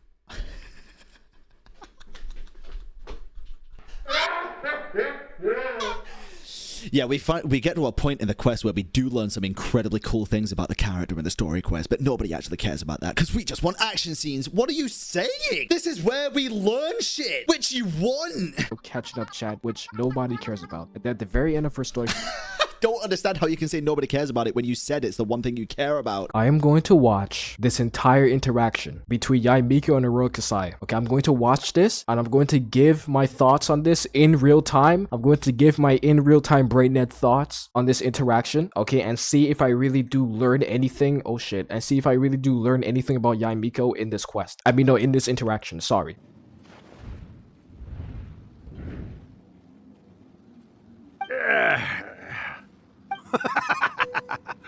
I never thought the day would come when I'd be summoned using my own ritual. Getting a taste of my own medicine. What have we here? Another budding writer? What's come over you all? Why is everyone wishing for help with their writing? Are novels so popular in this day and age? We got you! So you are the one who wrote a first-hand guide to summoning spirits. What are you trying to do, Why'd you put that summoning incantation in the book, huh? What's your game here? Huh? What's this? Oh, I see.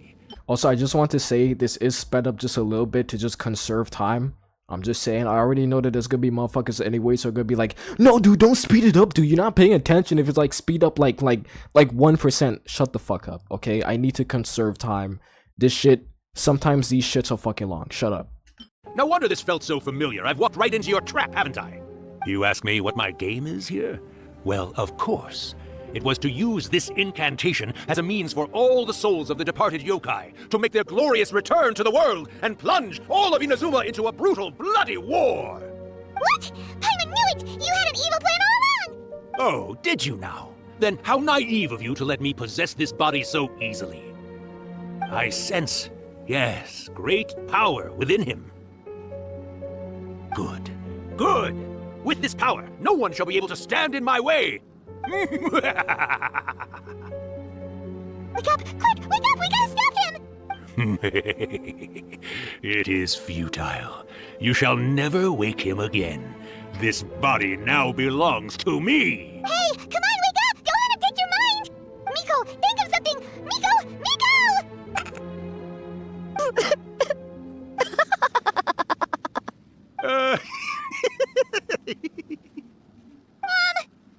You're laughing? Oh, Rakusai, you haven't changed a bit. You caught on so quickly. Too perfect. Well, you made the face enough times that I couldn't exactly miss the hint. This is what you were going for, yes? Never one to stand on the sidelines of a good spectacle, are you? Always got to dive in and fan the flames, ah, you mischievous little kitsune, you. Look what you've done to this little flying one here. Oh, poor thing scared witless. You were having plenty of fun playing the bad guy a moment ago. Now you're trying to blame it all on me? Rakusai? Miko, you guys know each other? Yes, we do. Of course we do. Allow me to formally introduce the author of A First-Hand Guide to Summoning Spirits, Urakusai. No, wait. To be more accurate... Okay, so we learned that Yae Miko and Arakusai are related. You know, they're friends because they're both yokai. Friends way back in the day. Okay, that's cool. We learned that. You know, we learned that Yae Miko has acquaintances, that she has friends, I guess. Okay, that's cool. Now let's see if we learn anything about Yae Miko through Urakusai. Let's see this.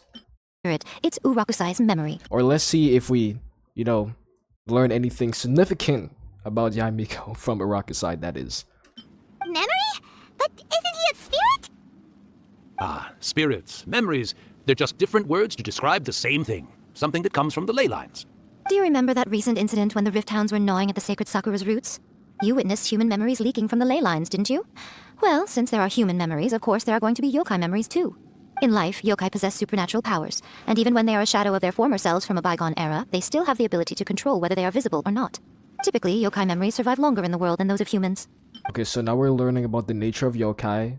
That's cool. Not necessarily about Yae Miko, but we're learning about yokai. That's cool and interesting, I guess.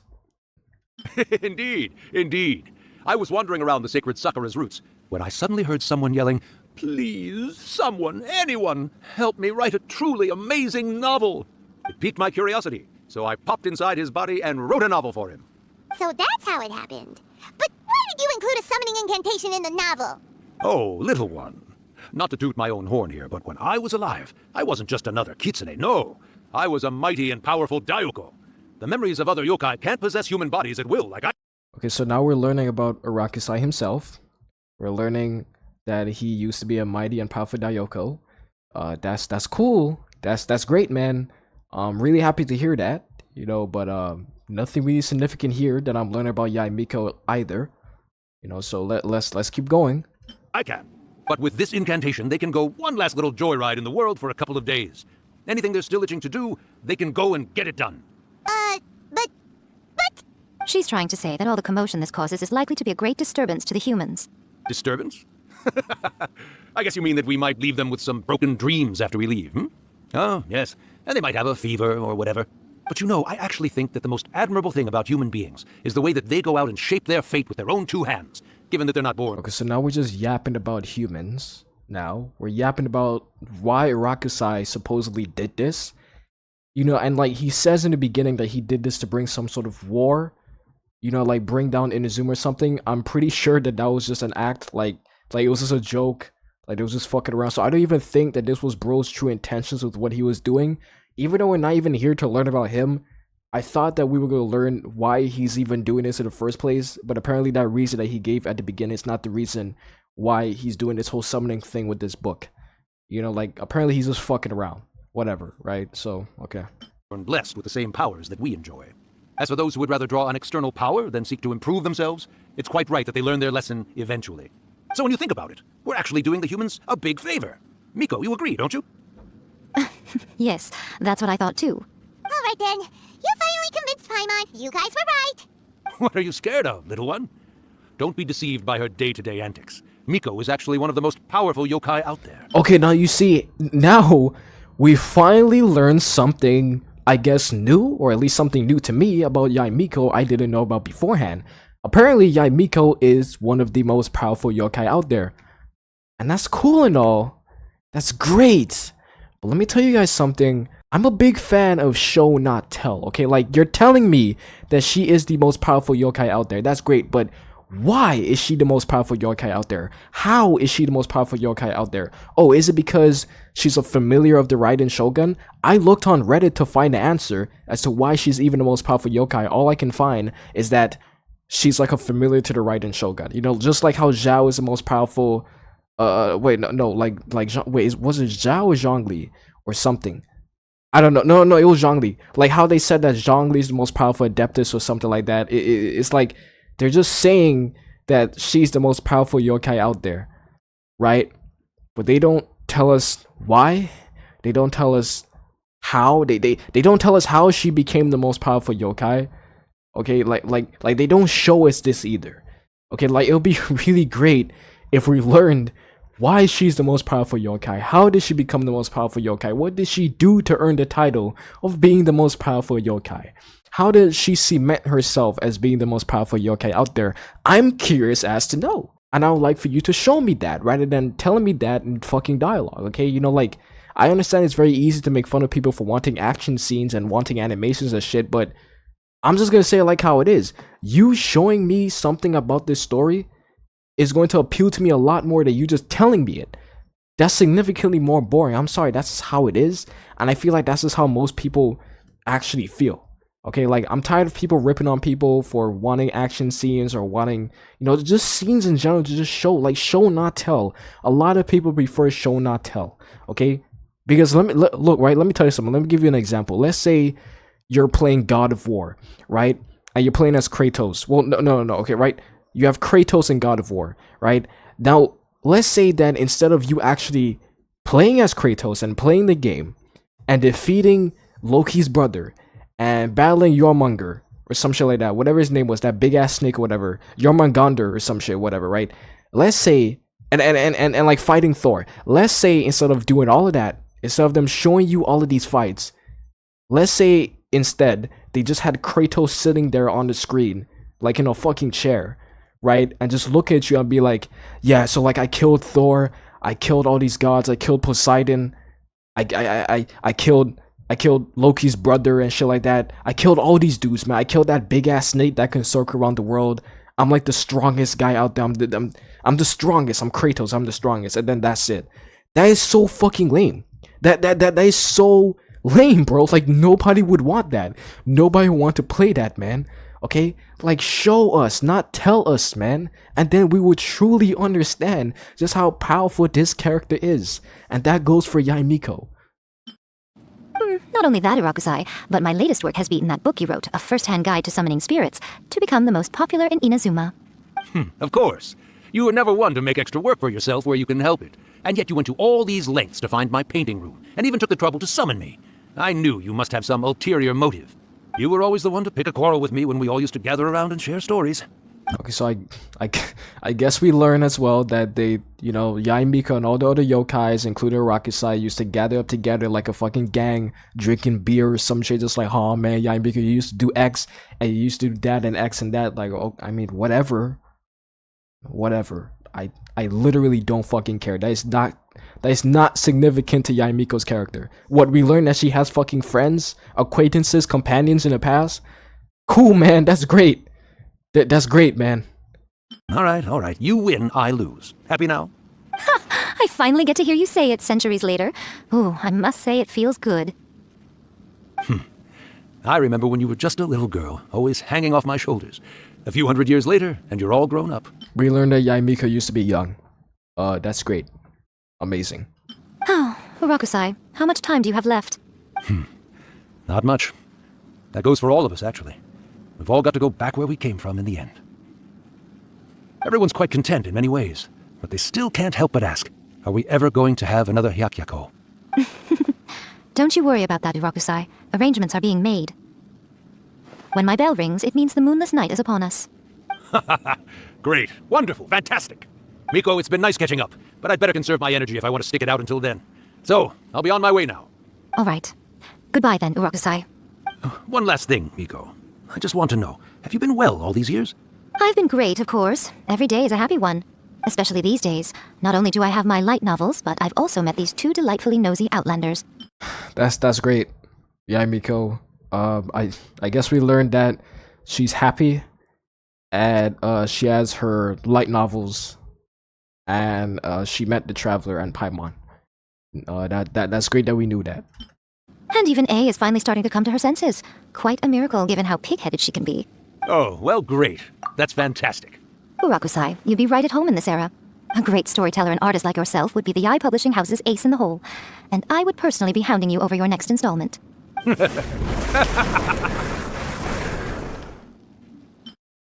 Okay, so that's basically the entire interaction between these two. And obviously, look, I don't feel like I'm learning anything significant about Yae Miko. I don't feel like I'm learning anything significant between this conversation with Irakusai and Yae Miko. I really don't. I'm learning very small, insignificant things, like, oh, she used to do this with Irakusai in the past, like, just, I don't know, like, tell jokes or something, fucking, you used to be young, you used to be small, Yae Miko, okay? The only thing that I possibly learned from this was that Yae Miko is the most powerful yokai.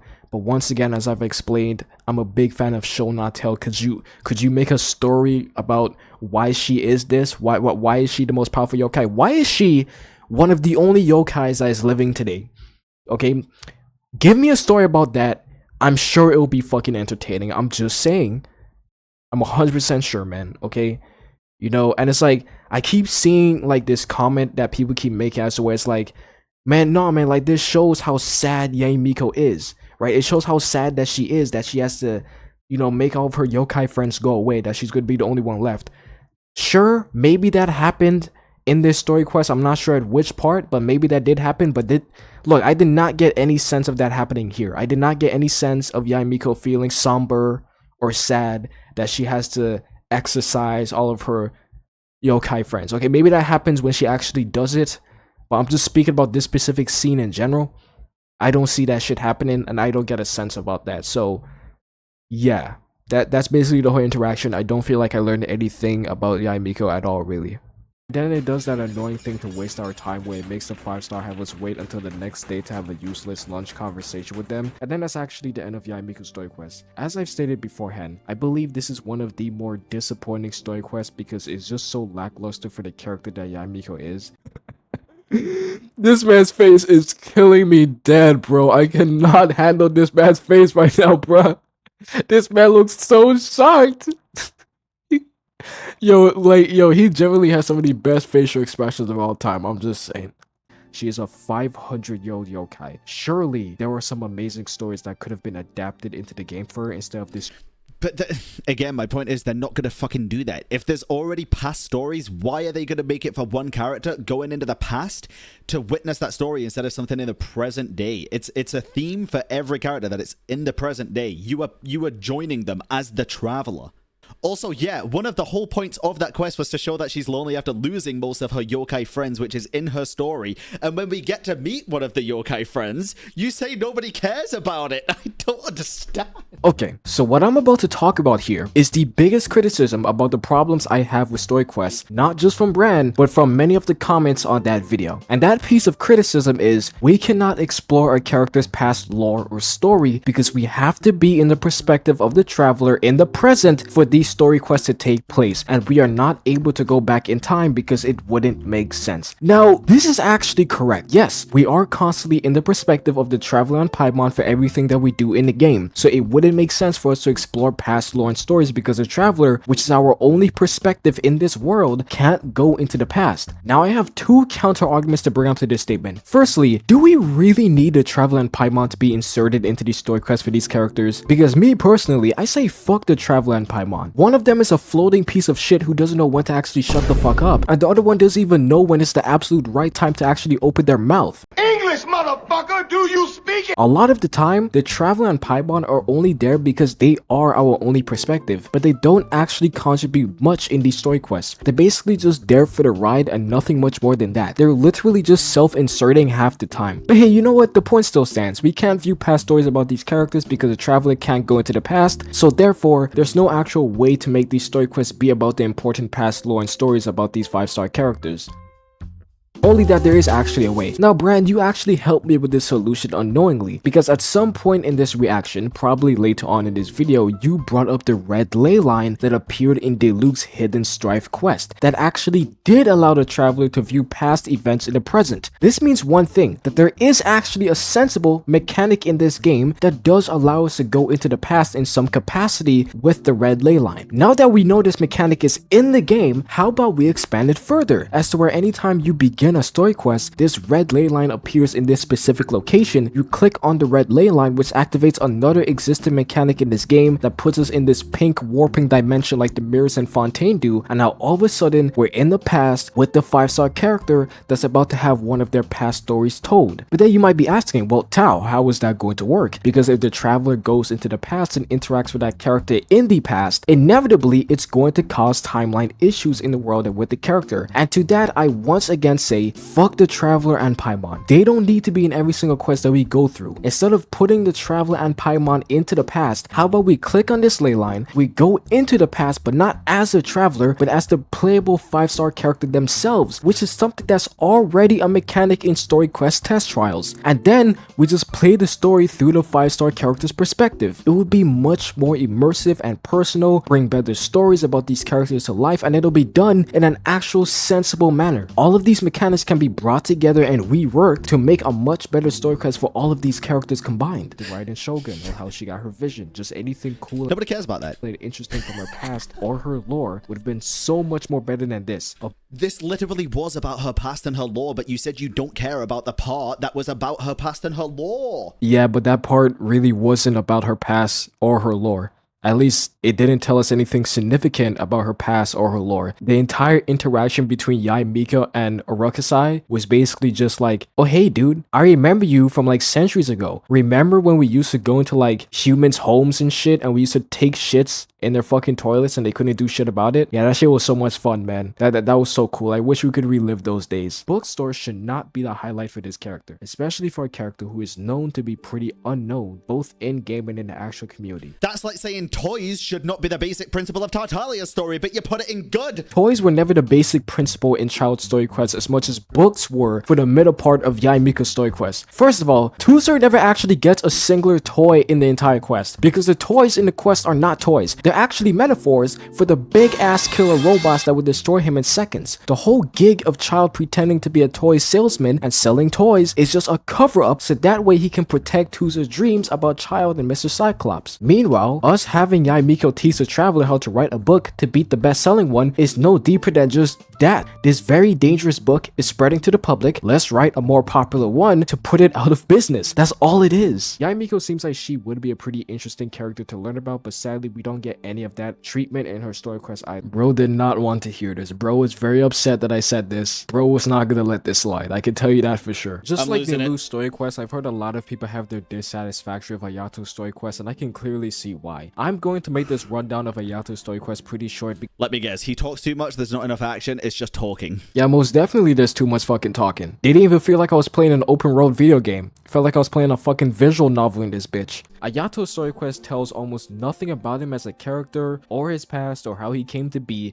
Hey yo, I know bro saw that. I know he saw that. He's just not acknowledging it because he's probably not allowed to. Or he's not comfortable doing so, but I know he's seeing these things on the screen, bro. He's just ignoring it. His story quest is not focused on him at all. Rather, it is focused on these two NPCs named Hiragi Chisato and Kujo Kamaji, which are NPCs we have met before in the Inazuma and Archon quest, and their upcoming marriage. But this marriage between the two devolves into a major political issue, since not only are they a part of two major political issue in which Ayato solves because he is the king of politics in Inazuma, basically. So we learn a lot about Ayato in this quest. I mean, you might be right about that, but unfortunately, I fell asleep for 12 fucking hours in the middle of the quest. By the way, I do actually think this quest was a lot of talking, and a lot of people would not like it, but to say it's a bad quest because of that, when the one thing you were saying is you want to learn more about said character, I feel like is very counterintuitive. You can honestly sit there and yap and yap and yap all you want in this game, but if you're not making this shit at least somewhat entertaining or enjoyable for my fucking eyeballs, I'm not going to give enough of a shit to care if we actually do learn something about this character in that one piece of dialogue out of a million. Yeah, it told us everything we know about Ayato. No, it did not. of a snooze fest, and my short attention span was nearly sending me into a coma every 10 minutes, so I apologize if I don't get the plot down to a T. But that's basically the gist of it. Ayato's role in this quest is to stop this political drama from getting out of hand and keep the couple safe from any potential danger, I suppose, but that's all he's really there for. I'm just gonna say this off rip. Ayato's story quest is a chronic fucking yap session.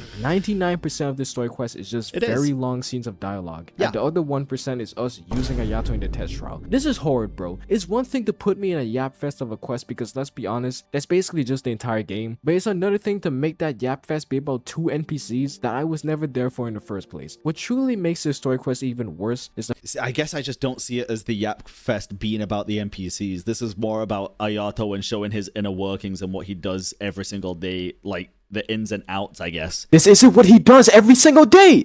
For me, it was never really about the NPCs. The NPCs were just there. Whereas with Nilu's, it was about the NPCs and Nilu was just there. I'm still glad we agree about Nilu, man. I'm still glad. Past and what happened to his father and how the stress of being in a Kamisato clan ended his life too early. And you're gonna see this type of shit being talked about in another story quest later on in this video. But this type of shit specifically pisses me off because it's essentially Hoiverse shoving in our faces that they clearly have some But nobody cares about that shit. This guy does. This guy is saying in a story quest we should learn more things about said character. That's what we got with the Yato's quest. I don't know fucking anything about Yato, and I didn't learn anything about Yato from his story quest. Nothing significant, nothing interesting about him. I did not learn shit. I literally want to unpoll this man from my fucking account, okay? Because literally I don't use him. I have a C6 Yalan and a Nervalet. This man is useless. There, I said it. He's fucking useless on my account because I have a C6 Yalan and a Nervalet. Kill me. Material that could be adapted into a story quest for these characters, but they choose not to do that. And why don't you just tell us your proper list of bad story quests just to set things straight besides Nilu's story quest? I honestly don't think, in my opinion, I'm trying to think of other story quests in the game that I would consider bad. But I think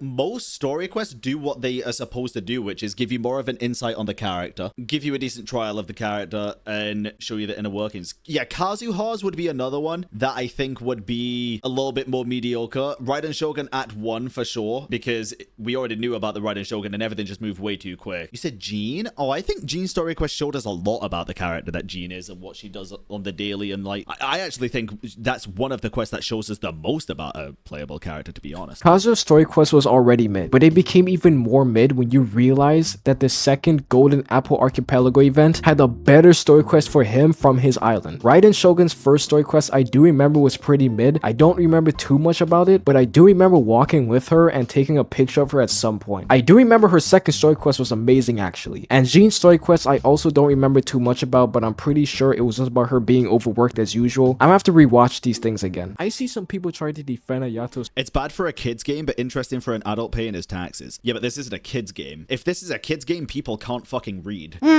I mean, you're kind of right that it's not a kid's game. In my honest opinion, the way that the dialogue is set up and taught to us makes us feel like we're kids. It's being taught to us like we're kids, to be honest, because of Paimon, because she keeps repeating everything that has already been fucking established. Like, it treats us like we're kids, but at the same time, this is a fucking casino. Like, this is a gambling game. This is a gacha game, okay? Kids don't have money like that, you know? So, I mean, you're kind of right, but you're also kind of wrong, you know? Like, you know, I don't know what the target demographic is for this game, to be honest. Sometimes I'm not sure, but I mean, that's just my opinion. It shows us that Ayato is politically cunning and smart and knows his way around the clans. And also, this guy, I don't think this guy's a kid. Let's go, dude! My voice is actually deep enough as to where people don't actually think I'm a kid. That's great. I'm actually happy about that. That's great, chat. No, but seriously, I'm not a kid, though. I'm a fully grown man in his 40s. With 3 wives. But the thing is, it's like this game is not a kid's game. This game is not designed for children to absorb all of the lore and information. The average Genshin Impact player is 30. Is that true, though? No, that's not true, man.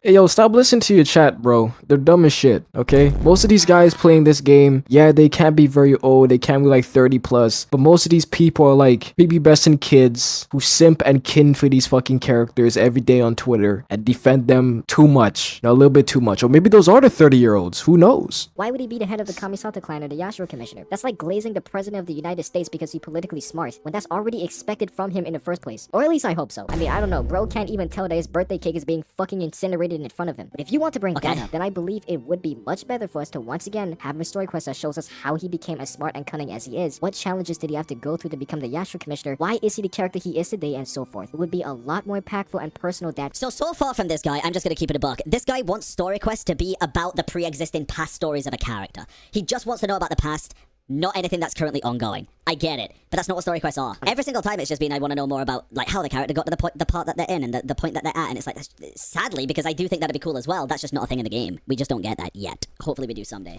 You motherfuckers who main Ayato most likely don't know shit about him. And I don't either, but that's the problem.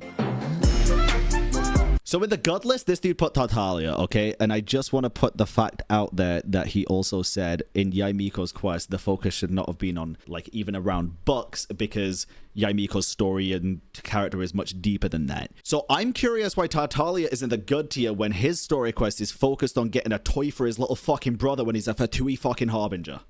That's literally not what Tartaglia was trying to do for Tusser in the story quest. Tartaglia was actively trying to distract Tusser with the Traveler and with the fake persona that he sells toys, so that way he could perform his Fatui responsibilities in peace. And then by him doing that and the way they did the quest, it showed us a much softer side of his character that we probably haven't seen before. Detrimental to the characters they represent because the story Is it because there's really good combat and cutscenes? Probably causing people to become less interested in those characters simply because we don't know anything. I don't want to sound rude, by the way. Listen, this guy's opinions are totally valid.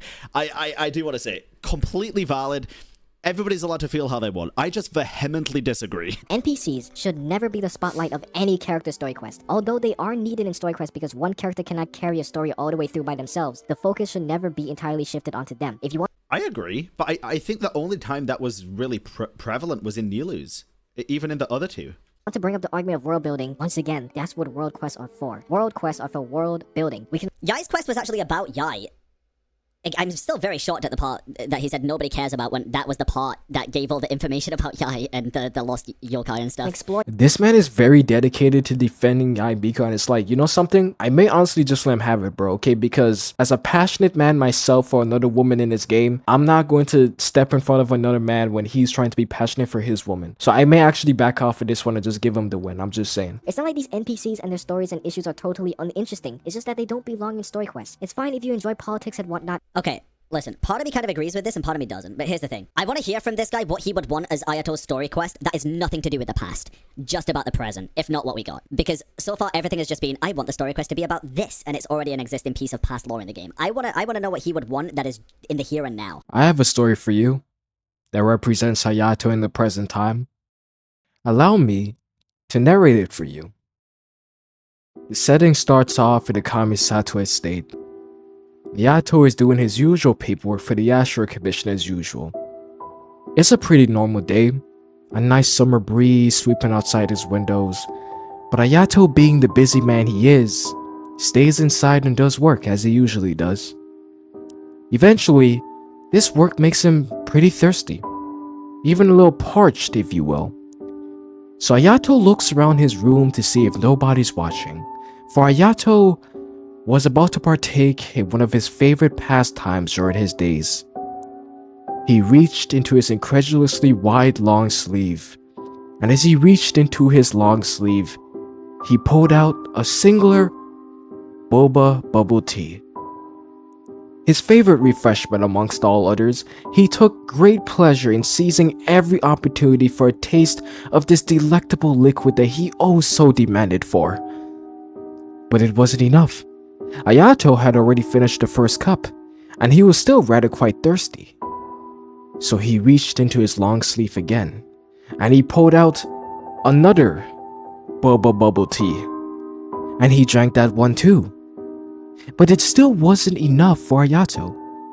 He was particularly thirsty today, so he reached into his long sleeve again, and pulled out yet another bubble tea, and another, and another, and another, until he made his way into his long sleeve to get another one, and that's when he heard a crack of the wooden floorboard near his folding door. He quickly glanced up with haste, only to witness Ayaka looking on in curiosity of what he had just done. As it turned out, Ayato had gotten so carried away that he didn't realize he was being watched by his own sister. He quickly asked Ayaka what she was doing. After all, he didn't expect her to be home for the majority of the day until nightfall due to her duties. But Ayaka only looked at Ayato's long sleeve in curiosity, pondering to herself of what exactly her brother was doing. And that is when she asked Ayato, "Brother, how are you doing that with your sleeves?" That was when Ayato broke out in a near cold sweat, but he had to make sure he didn't look nervous around Ayaka, lest she questioned him about that as well. Ayato tried to play off the situation. "Oh, well, but Ayaka, what are you talking about? There was simply a stash of these teas under the table for safekeeping. Today is a particularly hot day, you know." But Ayaka wasn't buying it, for there was something that didn't feel right about Ayato in this moment. Her eyes were drawn towards his sleeves, like a building tension to just understand what she had just seen, for she knew her eyes were not easily mistaken. That was when Ayaka asked her brother if she could look into his long sleeves. And at first, Ayato looked at Ayaka with a piercing stare. A stare that didn't seem that natural to her, but for him being her brother, she didn't feel as if she was in any imminent danger, even though she knew something was off about this interaction. Eventually, Ayato accepted Ayaka's advances to take a gander into his long sleeves for whatever reason. But when Ayaka looked into Ayato's sleeves, she saw nothing. Nothing except an infinitely expanding void of darkness and miscellaneous noises emanating from this abyss she was currently staring at right in front of her eyes. It was like staring into the deepest part of our oceans. This was no regular long sleeve that Ayato was wearing. This was much, much more different. Ayako quickly tried looking back at Ayato through the hole in his sleeve she was looking through, and she asked Ayato in terror and desperation, "Brother, what is this? What am I looking at? How is this possible? Where am I right now? What is going on? Please explain to me. I don't understand." But that's when Ayato looked back at her, his face contorting into a grotesque amalgamation of twisted flesh and deep, white, glowing eyes, and he told Ayaka in a somber tone, "How much of a brother do you actually think I am to you, Ayaka? Do you think that your mother really cared about you as much as you think she did? Well, she didn't care about me. That's why she's going to rot in hell for the rest of eternity. Just like you." Ayaka, after hearing Ayato's devilish tone of voice, accidentally stumbled herself off of the opening of Ayato's long sleeve, unfortunately taking her plunge down the long, deep, infinite abyss of Ayato's sleeves, never to be seen again in all of Teyvat. But in all seriousness, I don't fucking know how to make a good present story quest for Ayato because I just don't actually know enough of his character to make a good one, or I just don't give enough of a fuck to think about one. He's pretty much like already at his peak or something in life, so I really do feel like the only way to really flesh out his character is to make us understand his past and how we even got here. To a story quest, but you cannot say you're learning about his character because You 100% are, though. 1,000% are. If you pay attention, you learn so much about Ayato in his story quest. the only things about him that you're learning are things you should have already known about his character based on his surface level information alone. No. You are not learning what makes Ayato Ayato. You're not learning You are literally learning what makes Ayato Ayato if you pay attention to that quest. 1,000%. why he is Ayato, how he is Ayato. You're not really learning anything about You are learning everything about Ayato that you need to know. You really are. Ayato. It is not a story about Ayato. It is a It is. story about Chisato and Kamaji's marriage that Ayato just so happens to be helping them with. With that in mind, let's move on to the story quests, which in my opinion are good representations of well-made or good story quests. Not only do all three of these story quests, in my opinion, make us learn something new, interesting, or heartfelt about the 5-star character we're there for, but they also balance the spotlight between NPCs and 5 stars beautifully. What the fuck else did we learn about Yula? Our story quest starts off with us needing to defeat a ruin guard that's just doing a whole lot of nothing, I guess. He's using Dilute, that's kind of based. I hope bro doesn't think that gameplay in the background is my gameplay, okay? Because let me tell you something, you will never catch me having that low quality fucking Genshin, okay? All of my videos are in 4K for a reason, okay? My shit is high quality. This gameplay in the background is clearly just story quest footage that I found off of YouTube that I took and I put into my video, okay? That's all it is, okay? That is not me. That is footage from way in the past that is low ass quality. After we defeat the ruin guard, this random ass kid spawns out of nowhere named Tusser and starts calling the ruin guard Mr. Cyclops. We then figured out after talking with this kid that he's actually Child's little brother from Snezhnaya, in which, by the way, there's no fucking way this kid traveled all the way from Snezhnaya to Leeway just using a bag of money. That's way too much plot armor, bro. You're not Timmy. True, he's got a point there. You make a pinky promise, you keep it all your life. You break a pinky promise, I throw you on the ice. The cold will kill the pinky that once betrayed your friend. The frost will freeze your tongue off so you never lie again. So that would take Tusser to meet. Wait, people are saying this quest was ass? Bro, no, this quest was good. Tartalia's quest was fucking great. Thing is though, is that Child is never telling Tusa that he's a part of the Fatui. Instead, he's telling him that he's a toy salesman in order to not ruin Tusa's preconceived thoughts and dreams about Child and Mr. Cyclops. Off the bat, this is a pretty charming situation since we already know what this implies. Does he know Tusa's an NPC? I just want to make sure. I mean, honestly, I know that you're doing it just for the joke, but unironically, he may actually not be an NPC. You know, I mean, if he got to leeway just using a bag of fucking money, yo, he might actually be a playable character in the future. Like, he may actually be, like, really powerful. He could probably, like, change the meta, like, in the future when he actually becomes playable and shit. It's charming since Tartaglia is helping an NPC. We already know what this implies. But because the NPC is related to him, it's different. But what the... How the fuck did he know I was gonna say that shit? How the fuck did he know that was gonna be my point in the future? God fucking damn it, dude. Hey, yo, this guy has to have, like, epitaph from, like, King Crimson and JoJo or some shit where he could just see the future because bro, fuck. He never wants that danger to reach Tusa and disrupt his innocence. We hang out with Tusa for a bit until he wants to go meet Child again, causing an We hang out with the NPC for a bit. Yes, we do. Interrupt with Child's conversation between some treasure hoarders. And it's really funny because Child always has to make some wordplay about selling toys whenever Tusa is near, so that way he doesn't find out what's really happening. This culminates into Tusa wanting to go to a toy workshop, in which Child does take him to— Wait, we're going where the NPC wants to go in a playable character's world story quest? Causing us to need to save him before he gets fucking obliterated by a ruin guard. Are you telling me that in the character's story quest we have to help the character help an NPC? Listen, I'm just saying. This story quest is fantastic, but I also think Yaimiko's was fantastic. And I feel like it's just double standards between the two because they're very similar in the way that they are. It's just confusing me. It's confusing. At this point, it's not really a major issue with Genshin Impact story quests. It's just, like I said before, this is basically just a non-tiered tier list of I like this character in this story quest and I don't like this character in this story quest.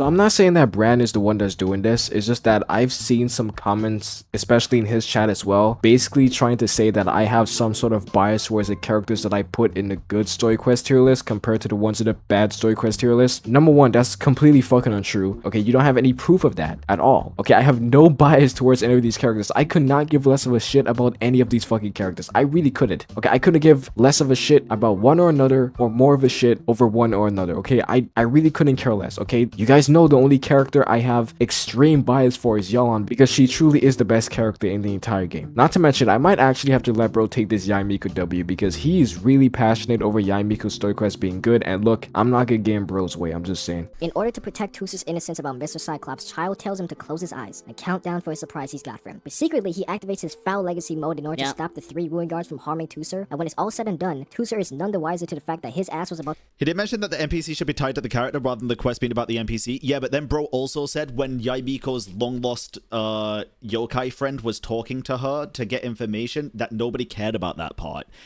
So that means nothing to me. I might really have to let bro take this Yaimiko W, man, because he's just now letting up. I mean, look, I don't know what he saw in that interaction between Yaimiko and Arakisai, but apparently he saw something deep, man, because I don't know, man. He's going crazy. That Child, even though still being weakened from his last time of using the foul legacy mode, uses it again and puts his own life on the line. It's very cool. Not only save Tusa, but also preserve his innocence and wonder. Anybody who has a sibling— I think with Yai, you have to read between the lines to figure out the information about Yaimiko, whereas in Child's, it's in your face.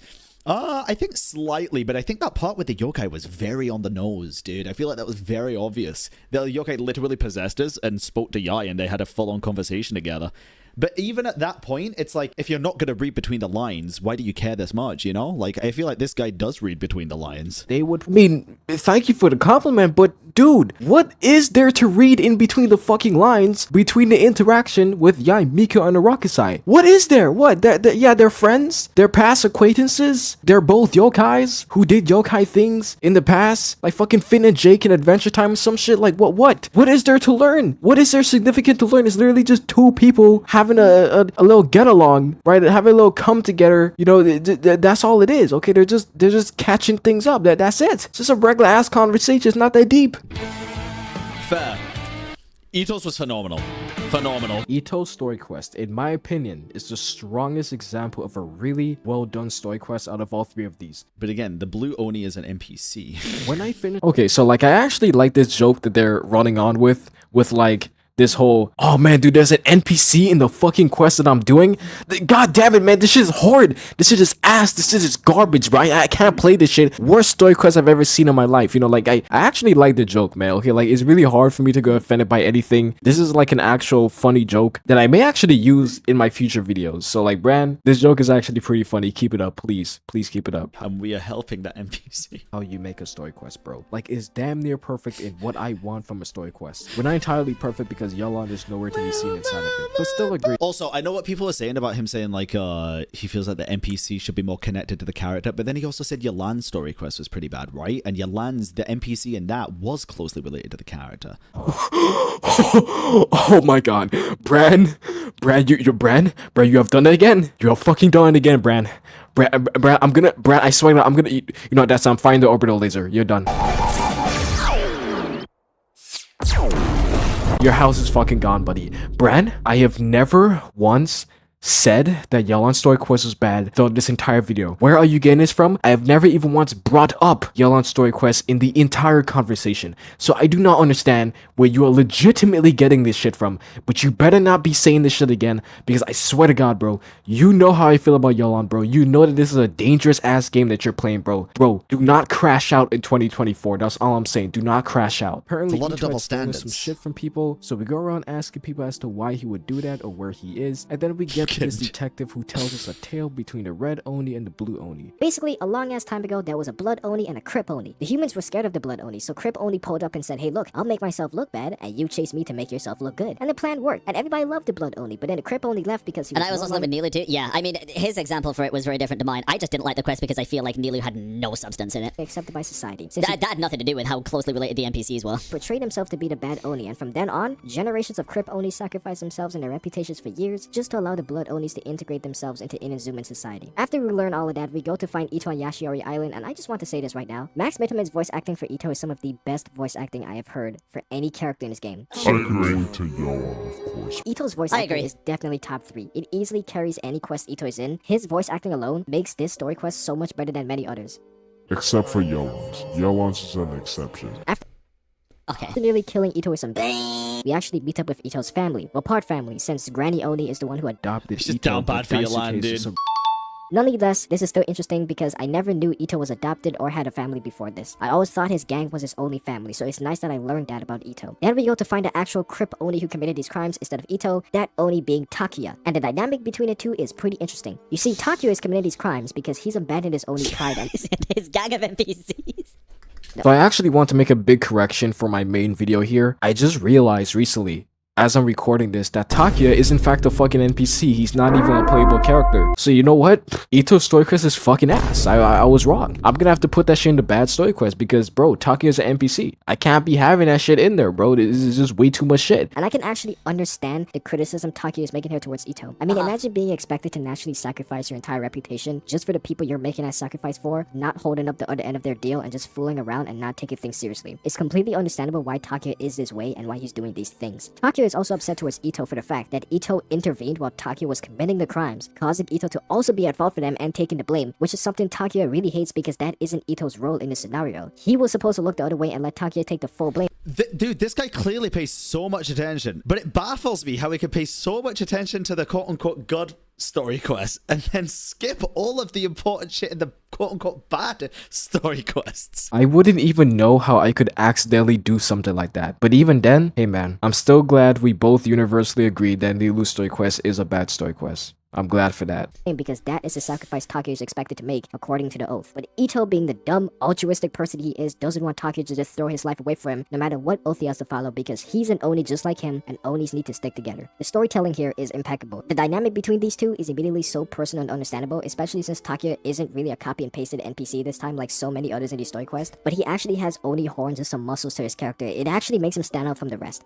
Really? I'll be honest, I don't think how a character looks like an NPC looks in a story quest makes it any different. I think there's a lot of NPCs that stand out for very different reasons. Like, acting different or sounding different. I guess the looks do matter. It is cool, but I don't think it makes an NPC better or worse. Isn't really a copy and pasted NPC Look this at time Jack. like so many others. I'm not even gonna go into all that, bro. All I'm trying to say is that bro has some drip, okay? And I think that drip is pretty unique. That's all I'm trying to fucking say. Takuya tries to sacrifice himself once again for Ito, but Ito saves Takuya before he could do so. And Yep. finally, Ito and Takuya both get arrested for this whole debacle. But I will say as well, can we be honest for a second? I feel like a lot of this quest was about Takuya. I really do. I feel like we learned more about him than Ito. It was still a phenomenal story quest, and we learned a lot about Ito at the same time. But this quest was more about Takuya's character development than Ito's. I mean, yeah, sure, we do get more insight into Takuya's character compared to Ito's, but that's pretty much because they have to introduce Takuya and explain to us why he's even doing anything he's done in the story quest. And the only reason he did what he did was because of Ito's actions. But it leaves Takuya feeling like he's been accepted due to Exactly. Ito wanting him to be in his gang. Yeah. And the story quest ends off there. The previous animation between the Crip Onis. Yeah, indirectly about Ito because of the Oni's law, 100%. There was a lot about Ito in it as well.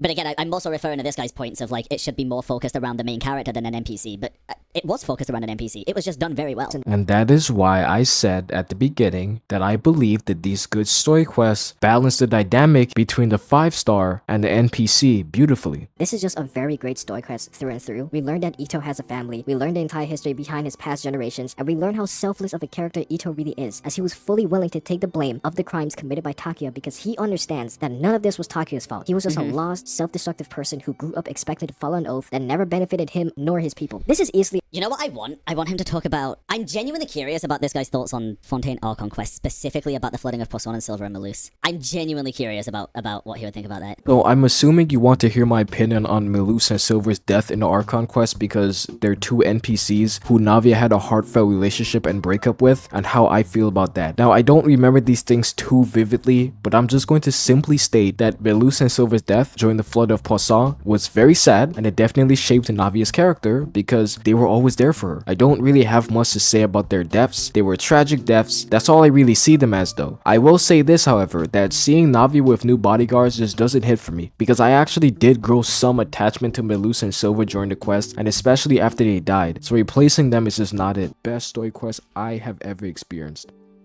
Besides from BranOnline. Oh my god. Okay. Very curious about what's the reason for this? Surprisingly, I don't see the community looking back on Eula's story quest with much love or appreciation, but there's probably a reason for that. Eula's story quest starts off with Jean asking us to investigate a dude named Schubert near Mondstadt's walls because he's an NPC acting a bit sus. When we do find him and try to talk to him, he turns out to be a complete asshole, glazing himself beyond belief because he's a noble from the Lawrence clan, which was essentially a royal clan in Mondstadt hundreds of years ago that loved that slavery business. Yep. I would know. Schubert wants to re-establish the dominance. We then go on a whole adventure through Mondstadt City with Eula as she teaches us how to speak like an aristocrat, and we really see how much the people of Mondstadt hate Eula. To be honest, if Eula just learned to stop talking to people the way she does, I'm 100% sure the people of Mondstadt would start liking her more. Especially since she's literally holding the biggest dump truck in Mondstadt City. There's no way all of the men in that city could hate her, if you know what I'm saying. Anyways, after... Jesus Christ. Some people just care about one thing. I mean, but am I wrong though? Is the question. Am I wrong? Because hey, I ain't wrong, bro. I know that at least one dude in that city wants that, bro. And this dish is basically our gateway to getting Schubert to open up to us, since it's like a renowned dish back in the day for them. So we find Schubert. Fuck. The fuck was that? Bro almost unlocked enchantment table language right there. Gebrandetes Fleisch mit Sauerkraut. Getting Schubert to open up to us and have Schubert arrested for his conspiracies against Mondstadt, and that's the end of Eula's story quest. That's all Eula's story quest is. Okay, I'm gonna keep it a buck. I feel like Eula's, now that I remember it, because this was very fucking forgettable, this is just standard 5 out of 10 mid story quest. I feel like this is like very, very mid. It's not bad, but it's not great. Right? Am I wrong? I mean, you're not wrong. You just feel that way, and that's your opinion, and there's nothing wrong with that. So, I mean, if that's how you feel, that's fine. Also, yeah, the story quest was indeed, yet again, about an NPC. The reason why it was just done pretty well. That's the point. I look so fondly upon this story quest is because, firstly, it's actually one of the more shorter story quests, which is always a W. Oh, I'm starting to understand. I'm starting to understand. This guy's a Gen Z player. who can't pay attention for more than 10 minutes. No, it's not always a fucking W, dude. It's not. I never understood people who judge others for not wanting to sit down and stare at a screen for over an hour just reading and listening to dialogue, especially in a fucking video game. It would be one thing if this was a visual novel video game, but it's not. Genshin Impact is an open world action RPG. Sure, you can have your story in the game, but don't be yapping all the fucking time 24/7. I am mainly here for the gameplay. If you want me to pay attention to your long, drawn out story that you want to tell, then at least make it long, drawn out, and entertaining. A lot of quests in this game make me stop paying attention to them because they're simply just boring. I don't know how else to tell you this. Also, you saying this literally contradicted what you said earlier by saying how I clearly pay so much attention to detail to the good story quests versus the bad ones. But you know something? I'm not even mad at the fact that Bran thought I was Gen Z. I'm just upset that I am once again reminded I am going to turn 20 fucking years old this year.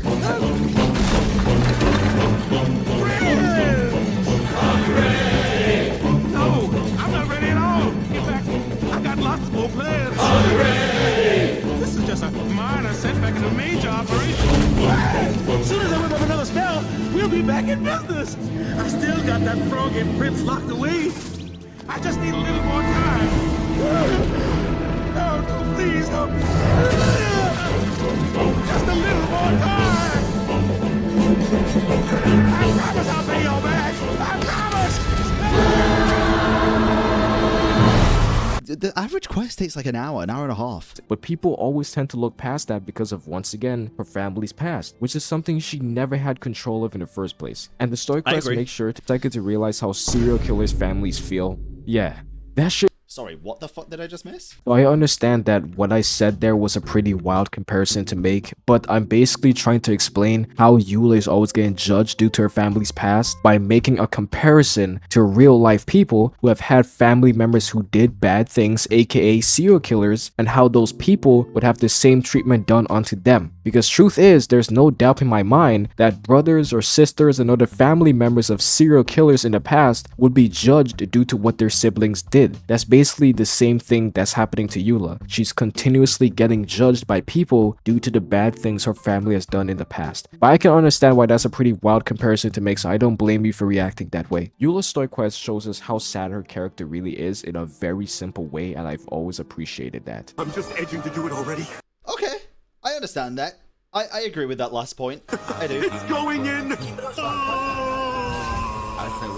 You will notice that there's one specific thing that is making these story quests work with their NPCs. It's the fact. If you say the fact that they're like closely related in some way, shape, or form, but then you said what you said about Yaimiko's, then I denounce it. Yeah, at least bro is smart. You know, bro knew exactly what my point was gonna be. You know, but bro is still passionate about Yaimiko. I may really have to give him this win, guys. I'm very close to doing so. The fact that all three of these NPCs in these story quests are all either personally connected or related to the 5-star the story quest is surrounding on. When you learn about these NPCs in these story quests and who they are, you simultaneously learn about the 5-star as well along the way, causing a good balance between. I think the major issue with Genshin Impact story quest is not paying enough attention to them.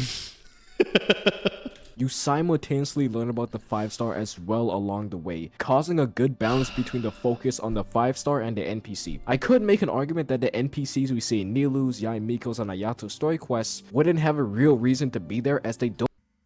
Yaimiko's old yokai friend doesn't have a I mean, Arakasai does have a reason to be in Yaimiko's story quest, but that reason is clearly not for us to learn anything, or at least anything significant about Yaimiko. The only reason he's there is because he's the one who wrote that paranormal book, so we gotta tell him to stop doing that. But the NPCs we see in Child's, Ito's, and Eula's story quests wouldn't be there or wouldn't have their stories told without the 5-star character also being there. Tuser would have no reason to be in Leeway unless it was to meet Child. Takia would have no reason to do, well, literally anything he does in Ito's story quest if it wasn't for Ito's actions, and Schubert would have probably never been apprehended if it wasn't for Eula ensuring that we could trick him and in turn arrest him for his crimes. The spotlight is never entirely shifted onto any of these NPCs except for maybe Tuser. Yeah, 100% it is on Tusa. 100% it is on Tusa. And 100% it is on fucking Ito's Odi friend as well. In my opinion. Oh, dude, easily. That Ito's story quest was way more about Ito's friend than it was him in character development, but it was still great. You can make an argument for that, but Tuser was the one who made us learn just how much Child really loves him and what type of person Child really is for the people he cares about. This is how— I get it. I get it. I understand it. I just feel like it's such double standards with the other quests that he chose and for the reasons that he chose. I don't know. I don't know. How you correctly implement NPCs into a character story quest. You don't make that NPC suddenly turn up with a random problem, and now that whole problem is the center of attention for the rest of the quest, pushing the 5-star character to the side. You make it as to where if that NPC wasn't in that story quest to boost the plot, then the 5-star character therefore would have never grown as a character or make us learn something about them. I would also like to give some honorable mentions to some story quests that I also think are pretty ass. For instance, oh dear god, please, I can't take much more of this. Cyno's story quest is You're fucking lying. There's no shot. is really just a bore. We don't learn anything about Cyno. We don't learn about his past. What? Bro, please. You've got to be fucking baiting at this point. What do you mean we don't learn anything about Cyno? This has to be bait. This has to be bait. Cyno's story quest is really just a bore. We don't learn anything about Cyno. We don't learn about his past. We literally meet his old... Oh my god. Learn anything cool like how he became the General Mahamatra. We literally pretty much do. Or anything. Instead, we're just there to investigate a case of canned knowledge smuggling, only to learn that the leader of the whole operation was one of Cyno's close acquaintances. Who would have thunk? From the past. And then he started yapping about something, but honestly, whatever he was yapping about, I was kind of feeling what he was saying, to be honest. Like, he was kind of spin. But throughout the whole story quest, ironically, the character I hated the most was Cyno. This sounds like a you problem. He was just so awfully boring and uninteresting throughout the whole thing. The man was literally built like a robot. No emotions, just nothing. That's just Cyno. And I understand that's kind of how his character is, but at the same time, isn't this the same dude that likes to tell horrible jokes because he has a sense... Yeah, and have you heard how he says them? He says them like an AI. ...of humor. I don't know, Cyno was just really too much of a bore for me in this quest. This is just you not liking a character. I'm sorry, I don't give a fuck. This is nothing to do with this story quest being bad. This is you not liking a character and saying the quest is bad. That's what I'm saying. Oh, trust me, I would like Cyno a lot more if he wasn't just a fucking TCG gag character nowadays. That's all he fucking does. Oh, what's that? There's a new TCG event in Genshin Impact? Well, you best believe Cyno is gonna fucking be there because that's all his ass does nowadays. Cyno may very well be the coolest, lamest character I've ever seen in this game. It's making it mad uninteresting. Hu Tao's story quest No shot. focuses on trying to get this ghost. I literally brought this up as an example earlier, saying I guarantee this comes up. Bro, this teaches us about literally what Hu Tao does that we never ever see in the rest of the fucking game. Going into like the weird like afterlife place and helping souls ferry to the other place. This was a fantastic quest for Hu Tao.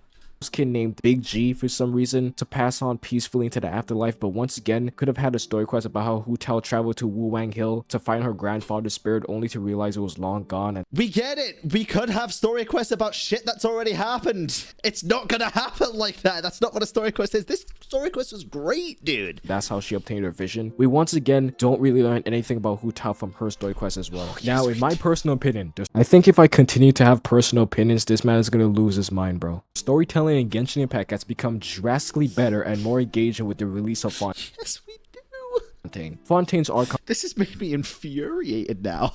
Quest is the best Archon quest in the game so far. I don't care what your opinion is. What I said is just a fact. Good. Fact that you're gonna have to deal with that. Anyways, since the storytelling... No, what you said is your opinion, and most of them are very different to my own, but it is not a fact. You can take that word back. Nope. Fontaine's Archon quest is the best Archon quest we have ever gotten so far in the game, and that is an objective fact. And if you don't agree with that fact, that is clearly a fact that you shouldn't be disagreeing with, because it is a fact. It's been scientifically proven that Fontaine's Archon quest is the best one we have ever had compared to these boring ass fucking Inazuma quests and Sumeru quests and Liyue quests. Fontaine's Archon quest solos, if you don't agree, you have a skill issue, you have reading comprehension issues, and you need to go and look at some y'all on art because you are very far from God. How are the newer 5-star story quests holding up so far? Well, oh dear God. Oh, they're actually doing pretty well. When it comes to Lin Yi's story quest, I'm not going to go in depth into it because it's been so long ago and I don't really feel like... You just did a 5-page fucking monologue on Ito's. What the fuck do you mean Lin Yi's was so long ago? Bro, what? Rewatching it, but from what I do remember... did Eula's? Okay, so completely fair reaction because that was actually a poor choice of words with what I said there. I didn't actually mean that Linny's story quest was so long ago. What I actually meant to say was that Linny's story quest didn't resonate with me enough for me to remember too many details about it. Like especially with the good story quests like Eula's and Ito's, I put them there because they resonated with me enough as to where I could tell you what the plot of them were off the top of my head. Linny's was not one of those story quests. You might be asking, well Tao, why do you remember Eula's story quest so vividly? Well, the answer is so obviously simple.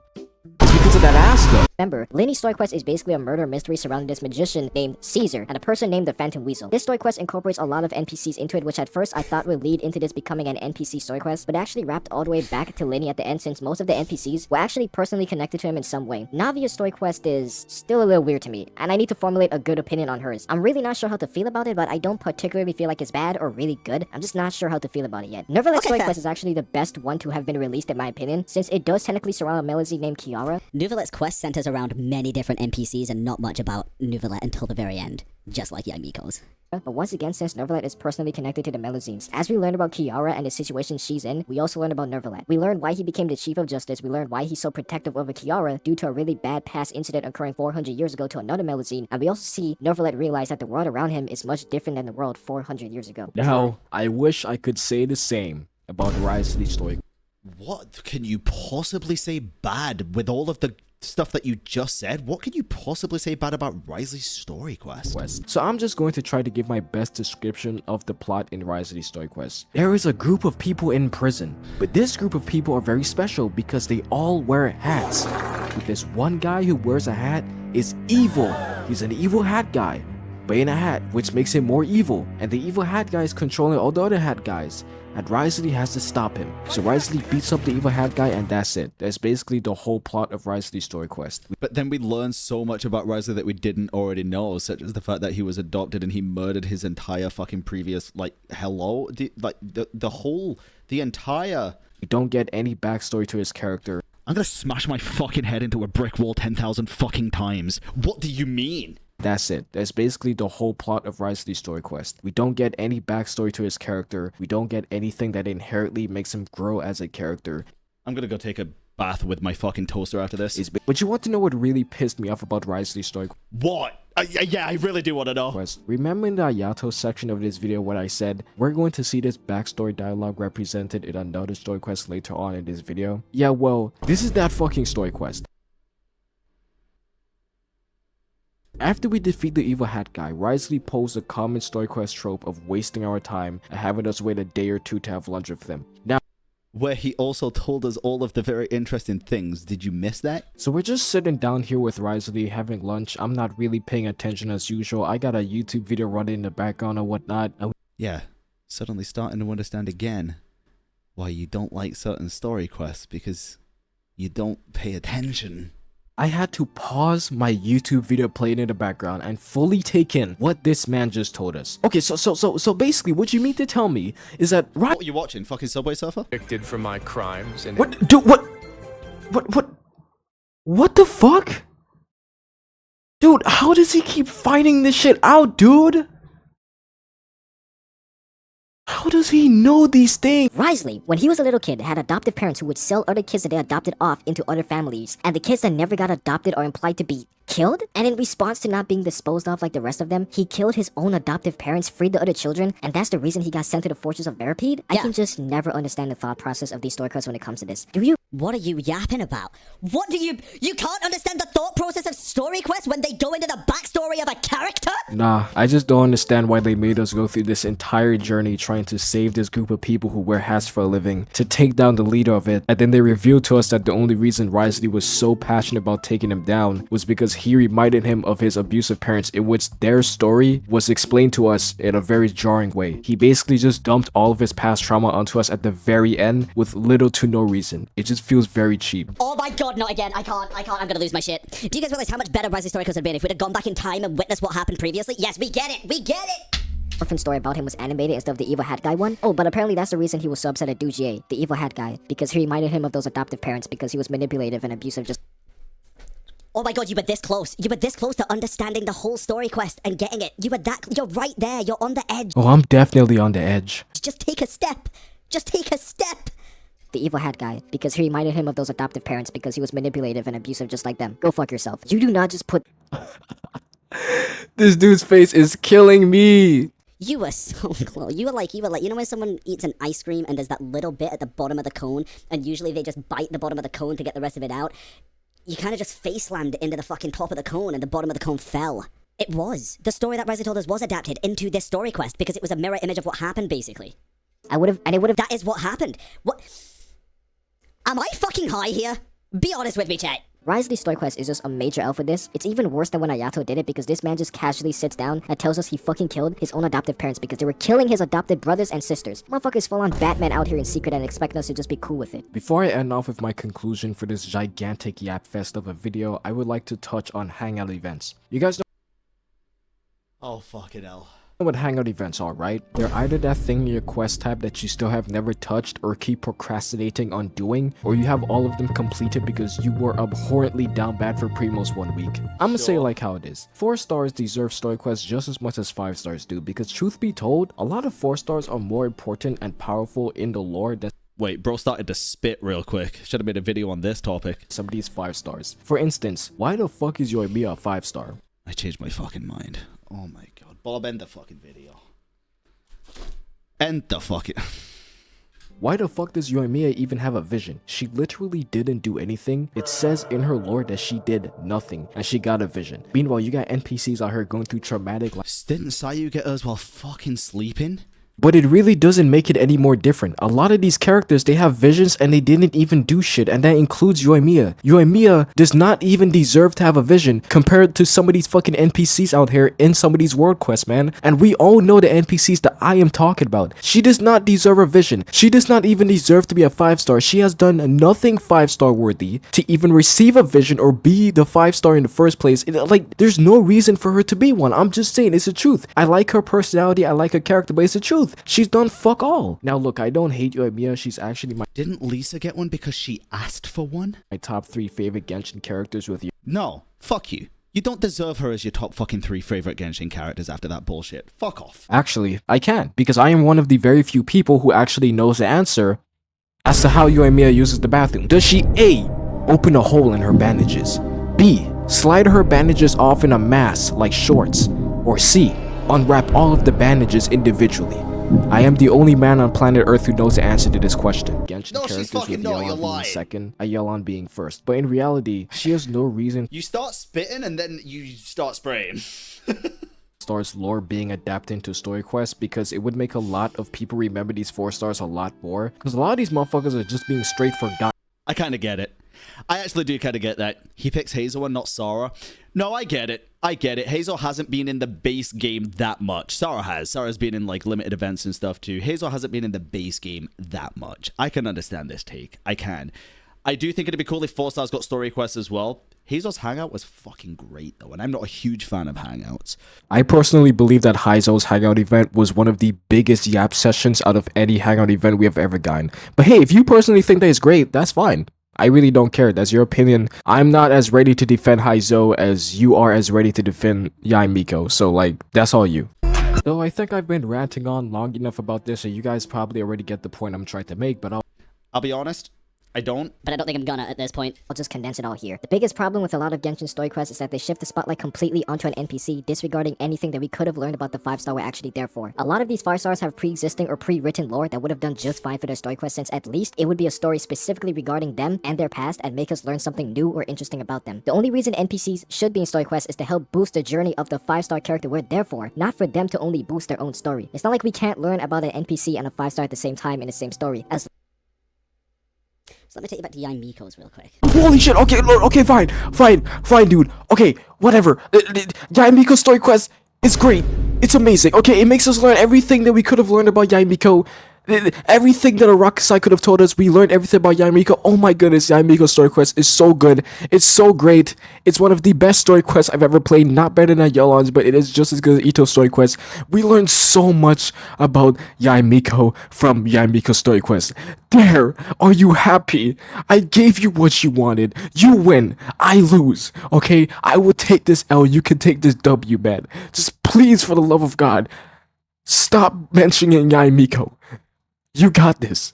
Just say that again. It'll boost the journey of the 5-star character we're there for. Not So the 2 guys that we met and helped were pretty much the catalyst and the reason as to why we went with Yaimiko to the place that we went and then got possessed.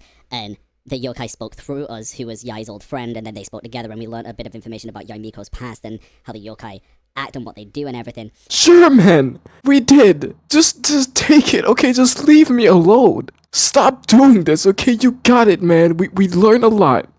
I guess. We learned so much. Okay. I need to see a story quest tier list video from this dude, including the Archon story quests. But that's good news for you, Bran, because I actually already had a video like that planned in my list. It's just that it's gonna be a lot of shit to watch all over again.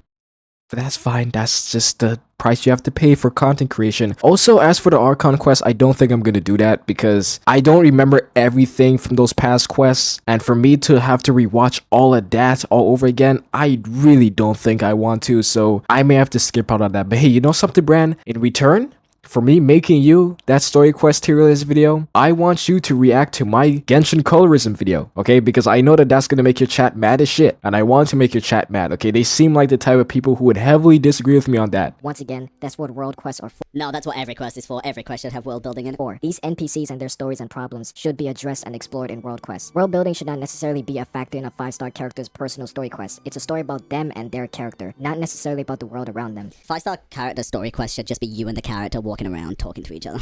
No NPCs allowed. With that in mind, I really do hope Hoiverse does better with these character story quests, since in all honesty, I feel like creating actual good and memorable quests for these characters could make the wider part of the community enjoy and appreciate them a lot more for the character that they are, and thus be more interested in them as a whole. And with all that being said, I am not going to shut the fuck up for the next 2 to 3 weeks or so until I come back with another video idea, because this one is over. If you enjoyed the video, make sure you dislike and unsubscribe. My New Year's resolution for 2024 is to reach 0 subscribers by the end of the year, so if we could get that done, I would highly appreciate that. Also, if you want to join the Discord server, the link is down in the description. Finally, just don't do any illegal shit and you'll be fine, I promise. And always remember, Yelan single-handedly solo's your favorite character in Genshin and in all of fiction. Down horrendous for your land, dude. Oh my god. This video has a lot of likes, chat. It has 95,000 views and 7.1k likes. A lot of good points, but I think the majority of that video was just opinionated, and I think it was just... I don't think it was a problem with Genshin Impact's quests. I think it was a tier list without a tier list of this guy's favorite or least favorite quests. Basically. That's what it felt like. And I feel like the point of a story quest should be more focused on the character than the NPCs is true, but I feel like the way that this guy explained it, I guess, it's like he said a lot, but also not much at the same time. Can I check the pinned message? Sure, let's have a look. I'm seeing comments addressing Dea and Kazuha's story quest, and it burns me because I was going to talk about them in this video, but I literally forgot skull emoji, skull emoji, skull emoji, so I'll just say my opinion here. Kazuha's story quest was indeed garbage. I don't know why the fuck we're apparently in JoJo Part 3 trying to figure out about a talking sword, but as far as I can remember, Kazuha's story quest was done mad dirty because the same time it released, the Golden Apple event with Kazuha Island gave us an arguably better story for him alone. I agree with that. It actually explored his past, then we complete Kazuha's story quest and it gives us a sword that doesn't even fucking work on Kazuha. Hoyoverse had one job, bro. Skull emoji, skull emoji. Fair take, completely agree. I'm not going to talk about Dea for too long because once again, character's damage will get lower and lower, but for as much as I clown on Dea, her story quest was indeed good. Wait, bro, you should just write instead of speak. I don't want to sound rude here. You should just write instead of speak. You have much better takes written down than when you speak in the video. And surprised me since it surrounded her with NPCs that were once affiliated with her, and along with them, now a lot of those NPCs weren't even affiliated with her. Well, yeah, they weren't affiliated with her directly. They were affiliated with Dea in the sense that they were affiliated directly with her father in the past, with their old tribes and shit. Dea learns more about her father and both of their past and how she was actually adopted. It was a good story quest. It was! Wow, both great takes, dude! Listen, I'm gonna be totally honest here. I feel like he doesn't pay the most attention to the quests, and this was just like a video to do. I'm checking the channel real quick. Does he do any... He doesn't do any story quest videos or anything. Yeah, I feel like he doesn't pay that much attention to the story quest, and this was just a video to do. The last video he did was Genshin Impact Boobs tier list. And then it was videos about drama and things like that. I think it was just a video to get out there. I think it was supposed to be kind of controversial. Dude had some decent points, but also some terrible points. So, and some points that were just opinions, and he can have those points and it's fine, and I can disagree. But some of the points that he was like presenting as fact were just kind of odd. Give us a link. Alexia, don't do any dumb shit, chat. Leave feedback, obviously, or say what you want to say, but don't be rude about it. Mother, can we watch the tier list? Absolutely fucking not. Why did you force us to watch the whole thing though, bro? Listen, I let you motherfuckers vote on what you wanted. If you wanted to watch this video or if you wanted to play a horror game.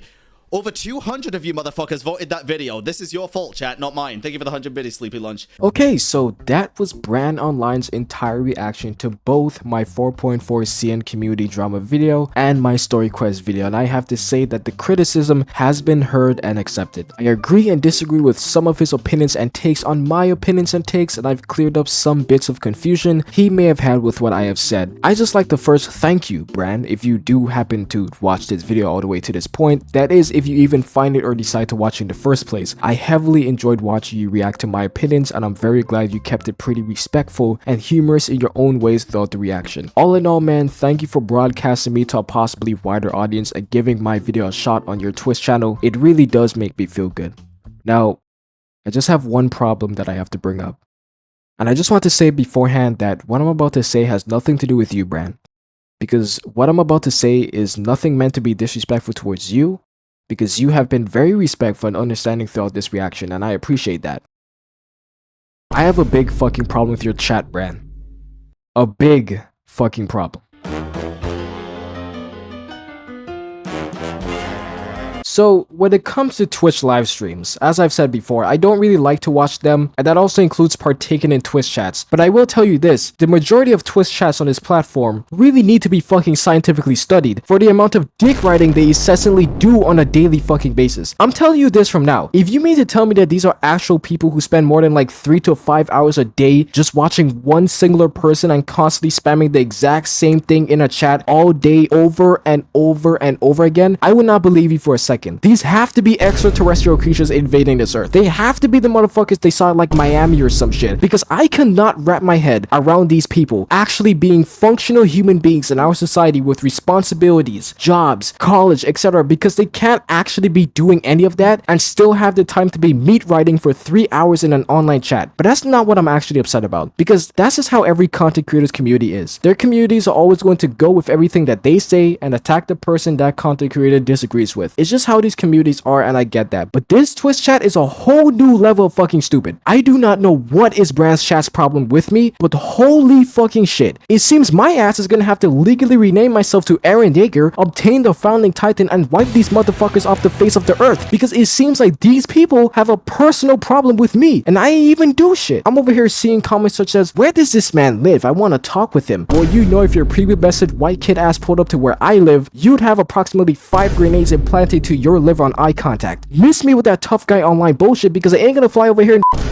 you see, you almost made me say the N-word. You're gonna make my African American side come out, and you do not want that shit. I've been working on suppressing that level of ignorance. Bran's chat are the type of people in this community that I absolutely fucking hate with every fiber of my African American skin. I could not stand these types of people because they are purposefully obtuse to anything that I say. They willingly misconstrue even the simplest of statements I can make and turn it into something completely different from the original statement. I could sit here and say some shit like, I like waffles, and then they'd come up to me and say some bullshit like, oh, so you don't like pancakes? Bitch, when did I say I didn't fucking like pancakes? All I said was that I like waffles. I never said anything about disliking pancakes. That is literally not what I said. I can like both waffles and pancakes, but you see, to these people, everything is a side to them. Everything is like a group effort to them. When it comes to Twitch chats, it is literally a brain-dead hive mind of individuals who just base their opinions on either the streamer they're watching or what the other 300 people in the chat above them said. Not one of these motherfuckers could summon up the courage, the brain power even, to have their own individual opinions separate from everyone else's. But you want to know something even better about Bran's chat? I can actually prove just how stupid they are, because they literally made themselves look fucking stupid. When it came to Bran reacting to my story quest video, at some point in the live stream, I wouldn't know when because I only watched my part, there was apparently a poll, and this poll was between watching my story quest video or playing a horror game. Whatever the fuck the horror game was, I don't really care. Now obviously, they picked make my story quiz video to watch because Bran ended up reacting to it. But the thing about it is that not even 2 minutes into the fucking video, these guys are already on a hate wave, just hounding my shit, insulting my video, saying how this video was so bad, and for Bran to just click off of it and play the horror game instead. Now, what confuses me about this is not the fact that these ignorant creatures immediately wrote off my video the literal second it started playing, but it's the fact that there were literally people in the chat saying things like, "Man, Bran, I didn't know the video was this bad. I changed my mind. Can we go play the horror game instead?" So what you're meaning to tell me is that Bran's chat voted for my video to be watched by him, but they didn't watch the fucking video themselves to tell if they'd even like it or want to watch it?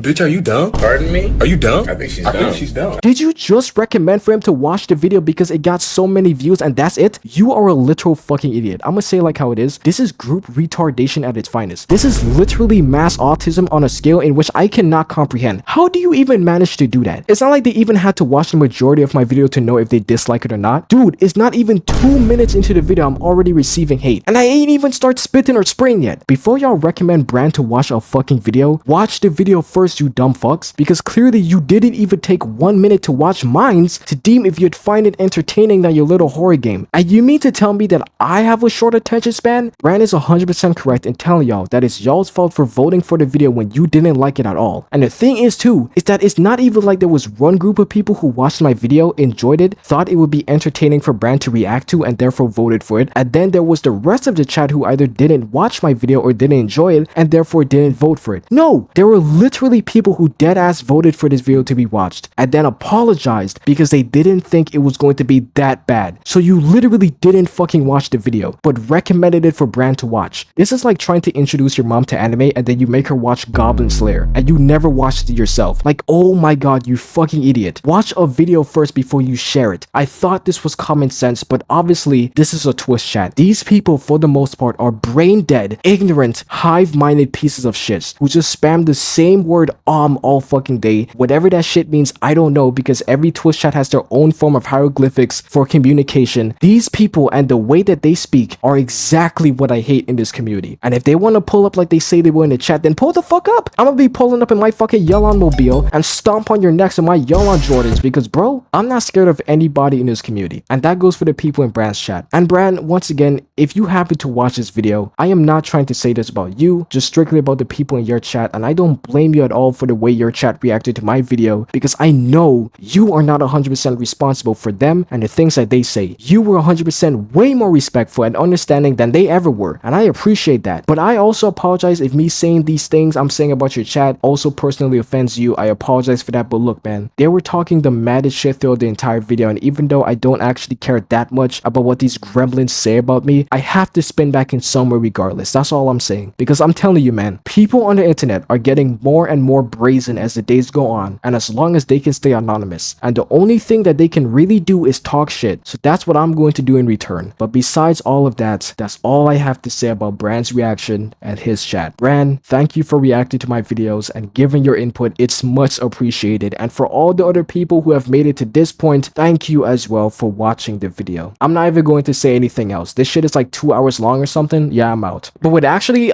Bran, I do have one more question for your chat if you could just ask them that question. Is it because I'm black?